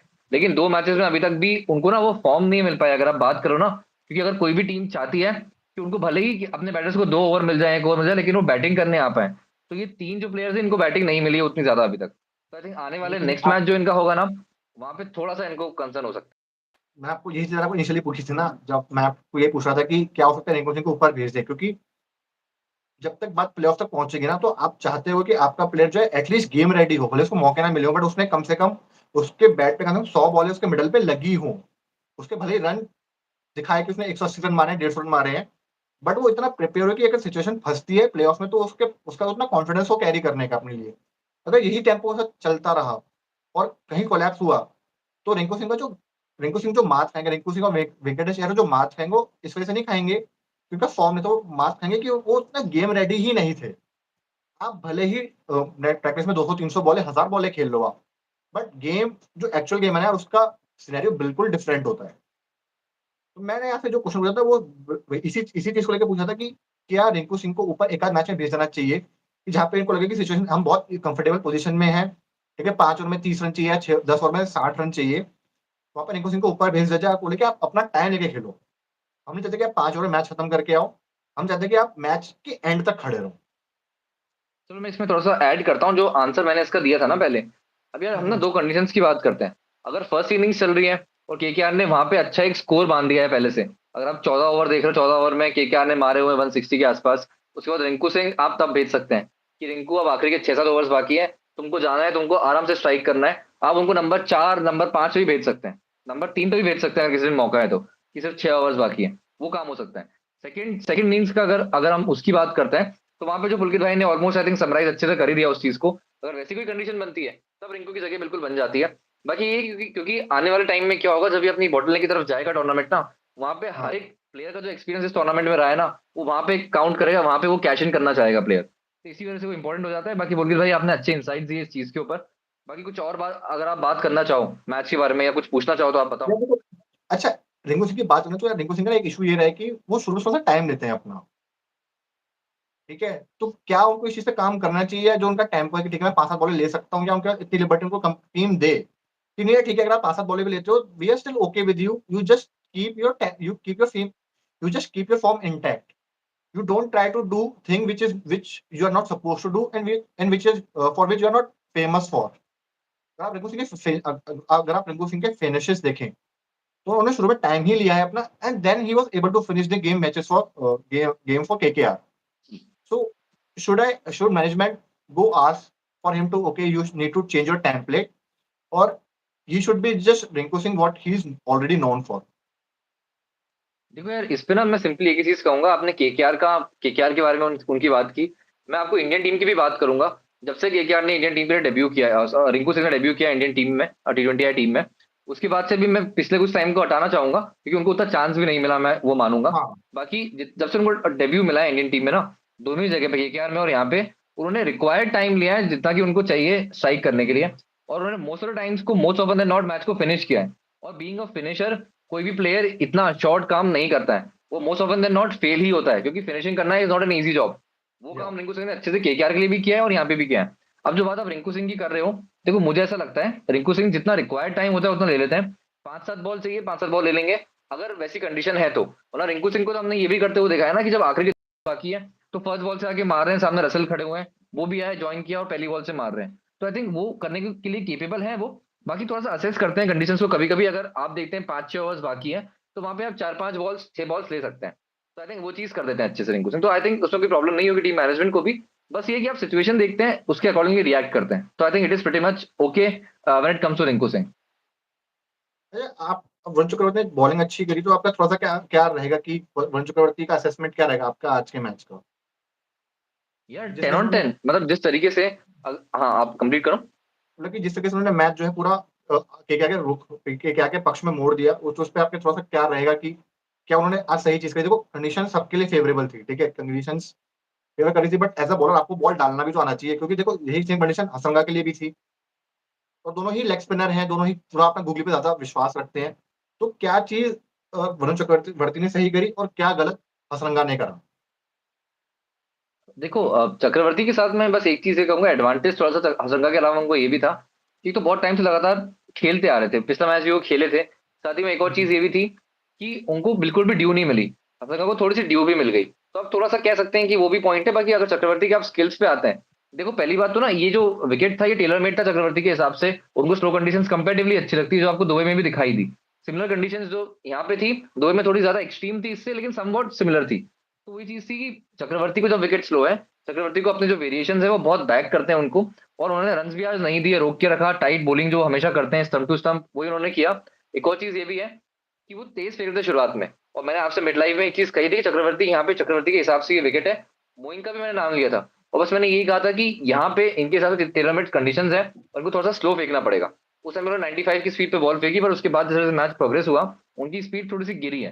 तो आई थिंक चक्रवर्ती ने उस कंडीशन के हिसाब से अपने आप के जो गेम को चेंज किया, रिवैल्यूएट किया, समझा। तो आई थिंक उसके लिए उनको पूरे नंबर मिलने चाहिए। और सेम मोइन अली ने भी जिस तरीके से काम किया है, आई थिंक हैट्स ऑफ, उन्होंने भी टीम के लिए बहुत अच्छा काम किया है। और आई थिंक बनता है उनके लिए भी एक बड़ा अप्लॉज बनता है, आई थिंक केकेआर के पॉइंट ऑफ व्यू से। ये तो हो गई बात। अब रियान पराग, अब क्या लग रहा है कि कितना एडिट प्रेशर रहेगा रियान पराग के लिए अगले मैच में, coming to next match? And ये जो स्कूल बॉयज एरर थे, क्या लगता है कि अगर इन्होंने वापस दोहराया तो क्या मैनेजमेंट को लॉन्ग टर्म में कैप्टनसी का रोल देगी, या इनको बैक करेगी? मतलब देने के लिए थोड़ा सा हिचकिचाएगी, या इनको बैक करेगी? ये देखो अभी तो आई थिंक बहुत ज्यादा हम जल्दी बात कर रहे हैं इन सब चीज के बारे में, लेकिन रियान पराग को अगर मैं देख रहा हूँ तो पहले तो मैं स्टिल चाहूंगा कि परफॉर्म करें। उनके अंडर इज बेल्ट बहुत सारे सीजन ऐसे हो जो कि उन्होंने बहुत ही अच्छा परफॉर्म करके दिया है। टीम जीते ना जीते कोई बात नहीं, क्योंकि आप सीजन नहीं जिता सकते एज अ बैटर अकेले। तो बस वही बात है कि रियान पराग परफॉर्म पहले बहुत ज्यादा करें यहाँ से। उसके बाद में एक चीज है कि कैप्टनसी की बात है, अभी आई थिंक बहुत ज्यादा हम जल्दी कर रहे हैं। एंड आई स्टिल बिलीव कि उनको बहुत सीखना भी पड़ेगा, वरना इस फॉर्मेट में प्रेशर आपके पास हमेशा रहता है, और एज अ कैप्टन आपको प्रेशर का काम करना ही है। तो वो तो डिफिकल्ट काम है ही। बाकी रियान पराग को आई स्टिल बिलीव बहुत इंप्रूव करना है, लेकिन अगर ऐसे कंडीशन वो ऐसे कैप्टनसी करते हैं जैसा कि वो कर रहे हैं, तो उनको कोई भी टीम शायद कैप्टन ना बनाएगी। और राजस्थान के लिए अब कितना जरूरी हो गया कि वो ये थोड़ा सा मतलब इंट्रोस्पेक्शन, देखो बात हर कोई कर रहा है कि उन्होंने ये गलत करा, ये तो एक आउटसाइड ओपिनियन, ठीक है, हमारा ओपिनियन है, जो भी एक्चुअल फैक्ट्स हैं। बट कितना जरूरी है टीम के लिए कि वो इंट्रोस्पेक्शन में बैठे थोड़ा सा अभी, कि वो खुद जाग के देखें कि यार this is the area where we are lacking, and then वो खुद को वहां से उठाएं। यार या देखो फिर ना, वो एक चीज मैं मानता हूँ। अब बहुत लोग कहेंगे कि Rahul Dravid T20 world cup में कोचिंग की है, जिता दिया। ये पता नहीं क्यों राहुल द्रविड़ के ना मेरे अपने क्वेश्चन रहते हैं थोड़ा सा ना, when it comes to limited overs ना, थोड़ा सा उनकी अप्रोच मुझे लगता है कि समवॉट प्रॉब्लमेटिक रहती है। अगर आप आज भी देखें, 11 वो खिला रहे हैं, नीतीश राणा जिस तरीके से टीम में जगह बना रहे हैं, या शुभम दुबे को इम्पैक्ट प्लेयर भेजना, शुभम दुबे भी मुझे यार थोड़ा सा लगता है कि उनमें वो क्लास मिसिंग है इस लेवल पे आने के लिए। और उनके पास कोई बैकअप ऑप्शन ही अच्छे नहीं है। एक सूर्यवंशी को आप हटा दें तो उनके पास ज्यादा ऑप्शन ही नहीं है बैटिंग के भी। तो आई थिंक जिस टाइप की टीम उन्होंने बनाई है राहुल द्रविड़ ने खुद, और जिस तरीके से टीम अपनी गलतियां लगातार दोहरा रही है, तो आई थिंक यहाँ पे राहुल द्रविड़ भी मैं क्वेश्चन रेज करूंगा, क्योंकि ये जो गलतियां हो रही है मैनेजमेंट भी इसका पार्ट है। मेरे अपने क्वेश्चन तो रहेंगे। बाकी मैनेजमेंट हर बार नोट्स जरूर लेता है। आप किसी भी टीम की बात करते हैं, हर एक जो कोचिंग मैनेजमेंट का प्लेयर होता है वो हमेशा नोट्स बना रहा होता है। तो आई थिंक वो हाँ, नोट्स काम के हों, बस मैं ये उम्मीद कर रहा हूँ, तो आने वाले टाइम में वो थोड़ा सा कहीं पे दिखाई दें कि हाँ हमने नोट्स सही बनाए थे।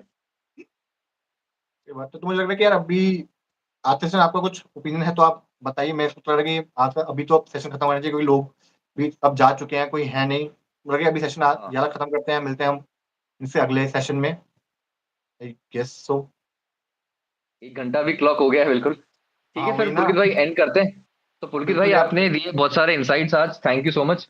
बाकी हम अगर लोगों की बात करें, लोग हमेशा अच्छे क्वेश्चंस पूछते ही हैं, और इतना सपोर्ट जो हम लोग को मिल रहा है पता नहीं हम डिजर्व करते हैं कि नहीं, लेकिन मजा आ रहा है बहुत ज्यादा उस चीज के लिए। और बाकी थैंक यू हाँ सो यार, मच, आप इस तरीके से सपोर्ट कीजिए। मैं बोर हो गया था तेरी बातें सुन के। मेरी बात सुन के। हाँ, तो मुझे लग रहा है कि आप जो ये जो जिन्होंने क्वेश्चन करे हैं, अरे केकेआर जीत गई, तो वो जो रिक्वायरमेंट जो आपसे एक बात बोली गई थी प्रीव्यू में, वो पूरे कब हो रही है फिर? ट्वर्क ट्वर्क मैंने ट्वर्क कब कहा ट्वर्क। था? मैंने कब कहा था कि क्या जीतेगी तो होगा? मैंने ऐसा कुछ क्लेम नहीं किया था यार। मैं तो बोला था पर तो तू आपके बोले बोलने मैं से क्या होता है? तू बोले मैं बोलूं, एक ही मेरी तो बात है भाई। ना ना, एक बात बिल्कुल भी नहीं है, आप डिफरेंट इंडिविजुअल हो, मैं डिफरेंट इंडिविजुअल हूँ, बिल्कुल भी नहीं। तो बाकी चलो फिर एंड करते हैं, और पुलकित भाई मिलते हैं। आपका बहुत बहुत धन्यवाद। थैंक और यू आप भाई। प्लीज जो भी लोग यहाँ पे जुड़े हैं, जो भी ये वीडियो बाद में देखते हैं, प्रभु जी बोल रहे हैं बोला था कि क्या जीतेगी। अच्छा आपने बोला था क्या? मुझे मुझे एग्जैक्टली याद नहीं है आपने बोला था कि नहीं, प्रभु लेकिन जी ने अगर बिल्कुल बोला सही था तो टाइम पे बिल्कुल वही काम हुआ है। प्रभु जी ने बिल्कुल सही टाइम पे एंट्री मारी है। प्रभु जी बिल्कुल सही टाइम पे, एकदम आपने बिल्कुल सही जगह, बिल्कुल सही टाइम पे आप स्पॉन हुए हैं इस इस पे। तो आप जरा फोर्स करिए, थोड़ा सा सुपर चैट वगैरह दीजिए, तो शायद कर भी दे। सुपर चैट अभी ओपन नहीं होता ऑप्शन यार, तो एक रिक्वायर्ड पेटीएम करवा सब्सक्राइबर्स लेते के हैं। बाद में हो पाता है। फोन नंबर डाले, सो पेटीएम कर दे सीधा।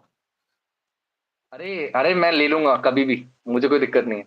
यार पता है लाइव में जितने लोग आते हैं ना, ऑलमोस्ट सभी पहचान के हैं, तो कोई दिक्कत नहीं है, सभी से मैसेज कर सकते हैं। अभी वो वाला हमारा मौका नहीं आ पा रहा है कि अननोन लोग आ पा रहे हैं। डन हम्म। डन, बिल्कुल बिल्कुल। तो चलो, एक चीज ये भी है कि अभी फिर से 4 लोग जुड़ गए हैं, और जो हम जाने की बात कर रहे थे, मेरा मन यहाँ पे रुक जाता है कि यार लोग आ गए हैं तो फिर मत जाओ। हाँ भाई, हम इसलिए तो जानते कि लोग थे नहीं, अब लोग आ गए एकदम से। हाँ हाँ, क्योंकि आज तो मुझे लग रहा है यार प्रीटी मैच देखो गेम बहुत अच्छा नहीं हुआ है। अगर मैं कहूंगा आईपीएल के स्टैंडर्ड्स के हिसाब से, ये गेम रहा है कि दोनों टीम ना, मतलब केकेआर की तो आप तारीफ ही करेंगे, लेकिन आरआर इस तरीके का इतना गिरा हुआ लेवल का क्रिकेट खेल के आज गया है ना, कि आई थिंक हम ज्यादा मजा आ रहा है हमको इस बारे में बात करेंगे कि कैसे ये स्टैंड कर रहे हैं यहाँ पे। और नंबर 10 का जो पोजीशन है वो आई थिंक लॉक कर रहे हैं अभी से उस चीज के लिए। मैनेजमेंट और को थोड़ा सा देखा स्टेप अप करना पड़ेगा तो उस देखा चीज जाए के लिए। तो हमने हमने इस सेशन में, अगर हमने 1 घंटा बात करी ना, तो हमने हार्डली 20 या 25 मिनट मैच के बारे में बात करी, क्योंकि मैच में बात करने लायक कुछ था नहीं। हमने इधर उधर की, हमने जीटी वर्सेस क्या बोलते हैं, एलएसजी वर्सेस एसआरएच की बात करी, जीटी वर्सेस एमआई की बात करी, क्योंकि जो जिस तरीके का क्रिकेट, जो जिस तरीके का ब्रांड ऑफ क्रिकेट आरआर खेल रही है ना, वो ऐसा लग रहा है कि वो 2013-14 वाली ब्रांड ऑफ क्रिकेट खेल रही है। तो 2010-12 वाली, सॉरी, कि जहाँ पे वो प्लेयर्स वैसे नहीं है उनके पास, ठीक है, एक्सप्लोसिव बैट्समैन की कमी है, डेप्थ की कमी है, 7 से 8 नंबर पे बॉलर आ रहा है। तो ये थोड़ा सा ब्रांड चेंज करना पड़ेगा उनको, और बहुत जल्दी करना पड़ेगा। अदरवाइज जैसा आर्यन ने बोला, 10 नंबर लॉक समझो आरआर का इस सीजन के लिए। कोई करिश्मा ही होगा कि वो टॉप 5 से ऊपर जाए, या टॉप 5 मतलब बिलो 5 में भी आए। नहीं तो 10 नंबर यार देखो, लॉक एंड हाँ लोडेड मैं है। जो आपकी चीज है ना, मैं बस आपको सिंपली ये बोल रहा हूँ, देखो ऑप्शन ने अच्छा नहीं किया है, बहुत सारी टीम्स ने और भी बहुत अच्छा नहीं किया ऑक्शन में। ठीक है, वो चीज अपनी जगह है, ऑक्शन तो अब थिंग ऑफ पास्ट है, आप उसके बारे में बात नहीं करते। लेकिन अब मुझे बस ये लग रहा है कि आपके पास जो भी अभी हाथ में है, आपके पास कुछ चीजें हैं जो कि आपके हाथ से गई नहीं है। अभी आपके पास में 12 मैचेस आपके पूरे हैं, जिसमें आपको 7 या 8 मैच जीतना है, आप क्वालिफाई करेंगे। अब आप बात क्या है कि आप बेस्ट पॉसिबल चांस दो खुद को, और बेस्ट पॉसिबल चांस यही है कि आप वैभव सूर्यवंशी को लेके आ जाओ। मैं सूर्यवंशी की बहुत तारीफ नहीं कर रहा हूँ, अभी उनको बहुत कुछ प्रूव करना होगा, वो सब लोग जानते हैं। लेकिन मैं बस क्योंकि नीतीश राणा की एबिलिटी देख पा रहा हूँ, अपने डाउट्स ये हैं कि नीतीश राणा यहाँ पे क्या करेंगे। आई हैव सीरियस कंसर्न्स, इस वजह से अच्छा मैं एक चीज सूर्यवंशी को भी खिला दूंगा। अच्छा एक चीज और है। अब आप सेशन जब आगे जा रहे हैं, तो मैं क्वेश्चन डाल ही देता हूँ आपसे ये, कि ऐसे केस में जब जब जैसे अब एसआरएच आरआर जो है 2 मैच लगातार हार चुकी है, तो ऐसे में कितना जरूरी हो जाता है टीम के लिए कि वो जो उनकी होम कंडीशंस हैं, वो कोशिश करें कि यार अगर हमें 7 मैच खेलने हैं, तो कम से कम 5 में 5 हम अपने नाम करके जाएं। तो यार कि अगर बाकी जो 2-3 का मौका है, वो तो हम इवेंचुअली जीत ही जाएंगे, या जीतने की कोशिश कर सकते हैं। तो यहाँ पे आरआर आरआर को ये करना चाहिए कि जो उनकी होम कंडीशन वाले मैच हैं, जहाँ पे वो खेलेंगे, ठीक है, तो वहां पे वो पूरे के 7 में से कम 4 तो जीतने की कोशिश करें, हो सके तो 5 जीतने की कोशिश करें। देखो 7 के 7 तो नहीं जीत पाएंगे, given their team and given what ever there management is doing. 7 के 7 तो नहीं जीत पाएंगे, बट कोशिश करनी चाहिए कि 7 में से 4 या 5 मैच जीते। देन उनका बेस्ट चांस रहेगा कि वो आगे जा पाए प्लेऑफ्स के लिए। और ये चीज़ क्या बोलते हैं, हर टीम पे लागू होती है, आरआर के अलावा भी, कि अगर आप अपनी होम कंडीशंस में खेल रहे हो ना, तो आप अपने होम कंडीशन के मैक्सिमम मैचेस जीतने की कोशिश करें। चेन्नई एक्सेल इसीलिए कर पा रही है क्योंकि वो अपनी होम कंडीशन को बहुत अच्छे से एसेस करती है। आप मतलब बहुत कम होगा कि आप देखो चेन्नई अपने ही मतलब चेपॉक में ही जो है ना आउटप्लेड हो जाए, वो बहुत एक्सेप्शन दिन लगता है दूसरी टीम का, और बहुत बुरा दिन लगता है चेन्नई का। तो ये बहुत देखो जरूरी है आपका टीम क्वेश्चन था ना, हाँ, हम्म। क्वेश्चन था तो पूछा करो ना, एंड में खत्म करो ना, फिर आप खुद ही आंसर कर रहे हो। चलो ठीक है, मैं देता हूँ। चलो हाँ वैसे अब तो मेरे हिसाब से फन सेशन ही बन गया है, क्योंकि लोग जरा जुड़े भी नहीं हुए। देखो अगर हाँ आपका आंसर करे ना उस चीज का, तो यार हम्म, मुझे सिंपली एक चीज लगती है। यार ये जो कंडीशन होती है ना किसी भी टीम की, कि वो अपने 5 मैचेस एक होम ग्राउंड पे खेल रहा है, 2 मैचेस एक होम ग्राउंड पे खेल रहा है। यार पता है इससे ना भले ही व्यूअरशिप आप बढ़ा रहे हो, आप चाहते हो कि आप एक्सपैंड कर रहे हो आपके फैन बेस को, या थोड़ा सा लॉयल्टी फैक्टर आप इंक्लूड कर रहे हो कि गुवाहाटी भी आपसे एसोसिएट हो जाए। पता है मुझे हम्म, थोड़ी सी ना ये अगेंस्ट में जाती हुई दिखती है, क्योंकि सिंपली रीजन इसका यही है ना कि धर्मशाला में आपको अगेंस्ट कंडीशन मिलेगी अगर पंजाब खेल रही है तो, कि आप अपने 5 मैच मुल्लापुर में खेल रहे हो, 2 मैच आप धर्मशाला में खेल रहे हो। तो बात क्या है, एक टीम प्रिपेयर करती है अपने पूरे होम कंडीशंस के हिसाब से, वो टीम को वैसा लाइनअप देती है, ऑक्शन में भी वो सेम काम करती है। अब गुवाहाटी और जयपुर की कंडीशन ऑलमोस्ट सिमिलर है, मैं मानता हूँ उस चीज को, लेकिन क्या आपने उसके हिसाब से टीम को पिक किया है? आपको एक चीज पहले से पता थी कि आपको जयपुर में मैचेस सारे खेलना है, एसएमएस स्टेडियम में आपको मैचेस खेलना है, गुवाहाटी में आपको मैचेस खेलना है। और उसी वजह से आई थिंक गुवाहाटी में भी इन्होंने जो विकेट बनाया वो बहुत स्लो बनाया, आज विकेट स्लो था, सिमिलर टू व्हाट आपको जो जयपुर में मिलेगा। तो आई थिंक ऐसी कंडीशंस में आपने क्या ऑप्शन में टीम को वैसा पिक किया? तो आंसर है नहीं, क्योंकि आपने चहल अश्विन को जाने दिया, संदीप शर्मा आपने रिटेन किए। संदीप शर्मा रिटेन करना was a good good option, क्योंकि वो स्लो कटर्स लेके आते हैं गेम में, तो ऐसे फंसे हुए विकेट पे, ऐसे स्लो विकेट्स पे संदीप शर्मा बहुत क्रूशियल होते हैं।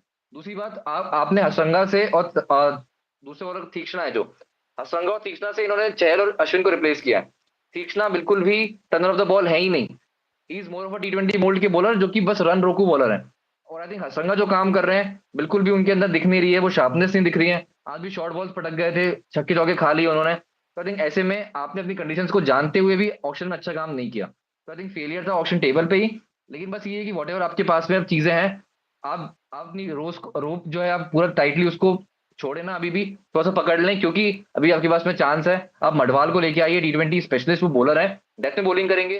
देश पांडे को अच्छे से यूज करो, स्पिनर आपकी आई थिंक उनको आप कैरी करो और बोलो कि आपको अच्छे से करना है, कोई बात नहीं। हसरंगा आई थिंक आने वाले मैचेस में आई होप कि अच्छा करेंगे, क्योंकि उनको कम से कम एक मैच मिला है, आप एक मैच जब वो लेके खेल के आएंगे आई थिंक बहुत कुछ लर्न करेंगे। और तीसरा को बोलो यार थोड़ा सा टर्न भी करा लो भाई, स्लो कंडीशन में आप स्पिन फेंक सकते हो, ऐसा नहीं है कि आपको बस तेज फेंकना है आके। ये यही चीज मैंने बोली थी, आपको याद हो, मैंने प्री मीटिंग में मैंने बोली थी कि शिक्षा को थोड़ा सा उस साइड पे आना पड़ेगा, कि वो जैसे वो 95 डाल रहे थे, उनको थोड़ा सा 90 85 पे उनको आना ऑपरेट करना पड़ेगा। बट मुझे समझ आता है कि ये चीज हमें समझ आ रही है, ठीक है, टीम के जिनका इतना रिसोर्सेज है, इनके पास इतने लोग बैठे हैं, ये चीज उनको क्यों नहीं समझ आ रही है क्या? अगर उनको समझ आ रही तो क्या इंस्ट्रक्शन पास नहीं कर रहे हैं, या या फिर ये अगर वो पास में तो क्या प्लेयर की ईगो है कि जो समझना नहीं चाहते हैं? क्योंकि ये देखो पता है इसका ना मैं बहुत दूर हूँ, ठीक है, गेम से, मतलब मेरे को नहीं पता कि वहां पे क्या चल रहा है। मैंने जो जो मेरी ऑब्जर्वेशन थी, मैंने उसके हिसाब से आपको बताया था। अब आप आगे बोलो। देखो यार पता है इसमें इसमें चीज क्या है ना, मुझे लगता है ना, देखो जो अच्छे मैनेजमेंट जो होते हैं ना, और मतलब काफी लोग ऐसा करते हैं जो टीम के, जो आप बात कर लो मैनेजमेंट की, कोचेस की, मेंटोर्स की, बहुत सारे मेंटोर्स ना आजकल वैसे होते हैं कि देखो प्लेयर पे भरोसा करते हैं कि आपको पता है आप क्या करते हो, आपको वही करना है। ड्राइवर भी मुझे उस टाइप के प्लेयर दिखते हैं एज अ कोच, कि वो ये कहेंगे कि आपको पता है आपको क्या करना है, आप वो चीज करिए। ठीक है, वहां तक सब चीज ठीक है। लेकिन अब एक और चीज क्या बनती है ना, कि जो भी प्लेयर इतने साल तक परफॉर्म करता है वो अपनी स्ट्रेंथ को बैक करता है, और तीक्ष्णा की जो स्ट्रेंथ है वो बॉल को टर्न कराना है ही नहीं। लेकिन बस बात क्या हम्म, है, कभी कभी आपको थोड़ा सा आई थिंक आप 4-5 किलोमीटर पर आवर की बात कर लो, आपको उतना स्लो करना, या फिर उतना थोड़ा सा असेसमेंट करके थोड़ा सा खुद को मॉडिफाई कर लेना उस कंडीशंस के हिसाब से जरूरी होता है। एक बैटर भी करता है तो वैसे आई थिंक कभी कभी बॉलर्स को भी करना पड़ता है। संदीप शर्मा को आज फंसी कंडीशन मिली, उन्होंने स्लो बॉल्स फेंकी, शायद हम्म, उतना ज्यादा स्लो परसेंटेज उनकी बॉल्स का नहीं दिखेगा जब वो अहमदाबाद बॉलिंग करने जाएंगे। आई थिंक इस टाइप हम्म। से कुछ चेंजेस आपको करने पड़ते हैं। सर मैं कह रहा हूँ कि अब खत्म करते हैं, क्योंकि बहुत लंबा सेशन हो गया है हमारा, और लोग भी नहीं है। तो अब खत्म करते हैं। जो जो भी आए हैं, थैंक यू एवरीवन। आप अपने क्वेश्चन ड्रॉप करिए, हम दोनों के चैनल को सब्सक्राइब करिए। हम दोनों बहुत मेहनत कर रहे हैं यार, बिलीव मी। हमारी रातों की नींद नींद उड़ जाती है इस चक्कर में। तो प्लीज आप लोग थोड़ा सा नहीं सपोर्ट उड़ती करिए। यार, आप बढ़िया कंप्लीट कर रहे हो, कोई बात नहीं। नींद जरूरी है बाबू। चलो ठीक है, तो एंड कर देते हैं। बाकी हाँ थैंक यू सो बिल्कुल। मच जो भी व्यूअर्स जुड़े हैं, बहुत मजा आया आज के सेशन में भी। एंड आई होप आप लोग को भी आया होगा।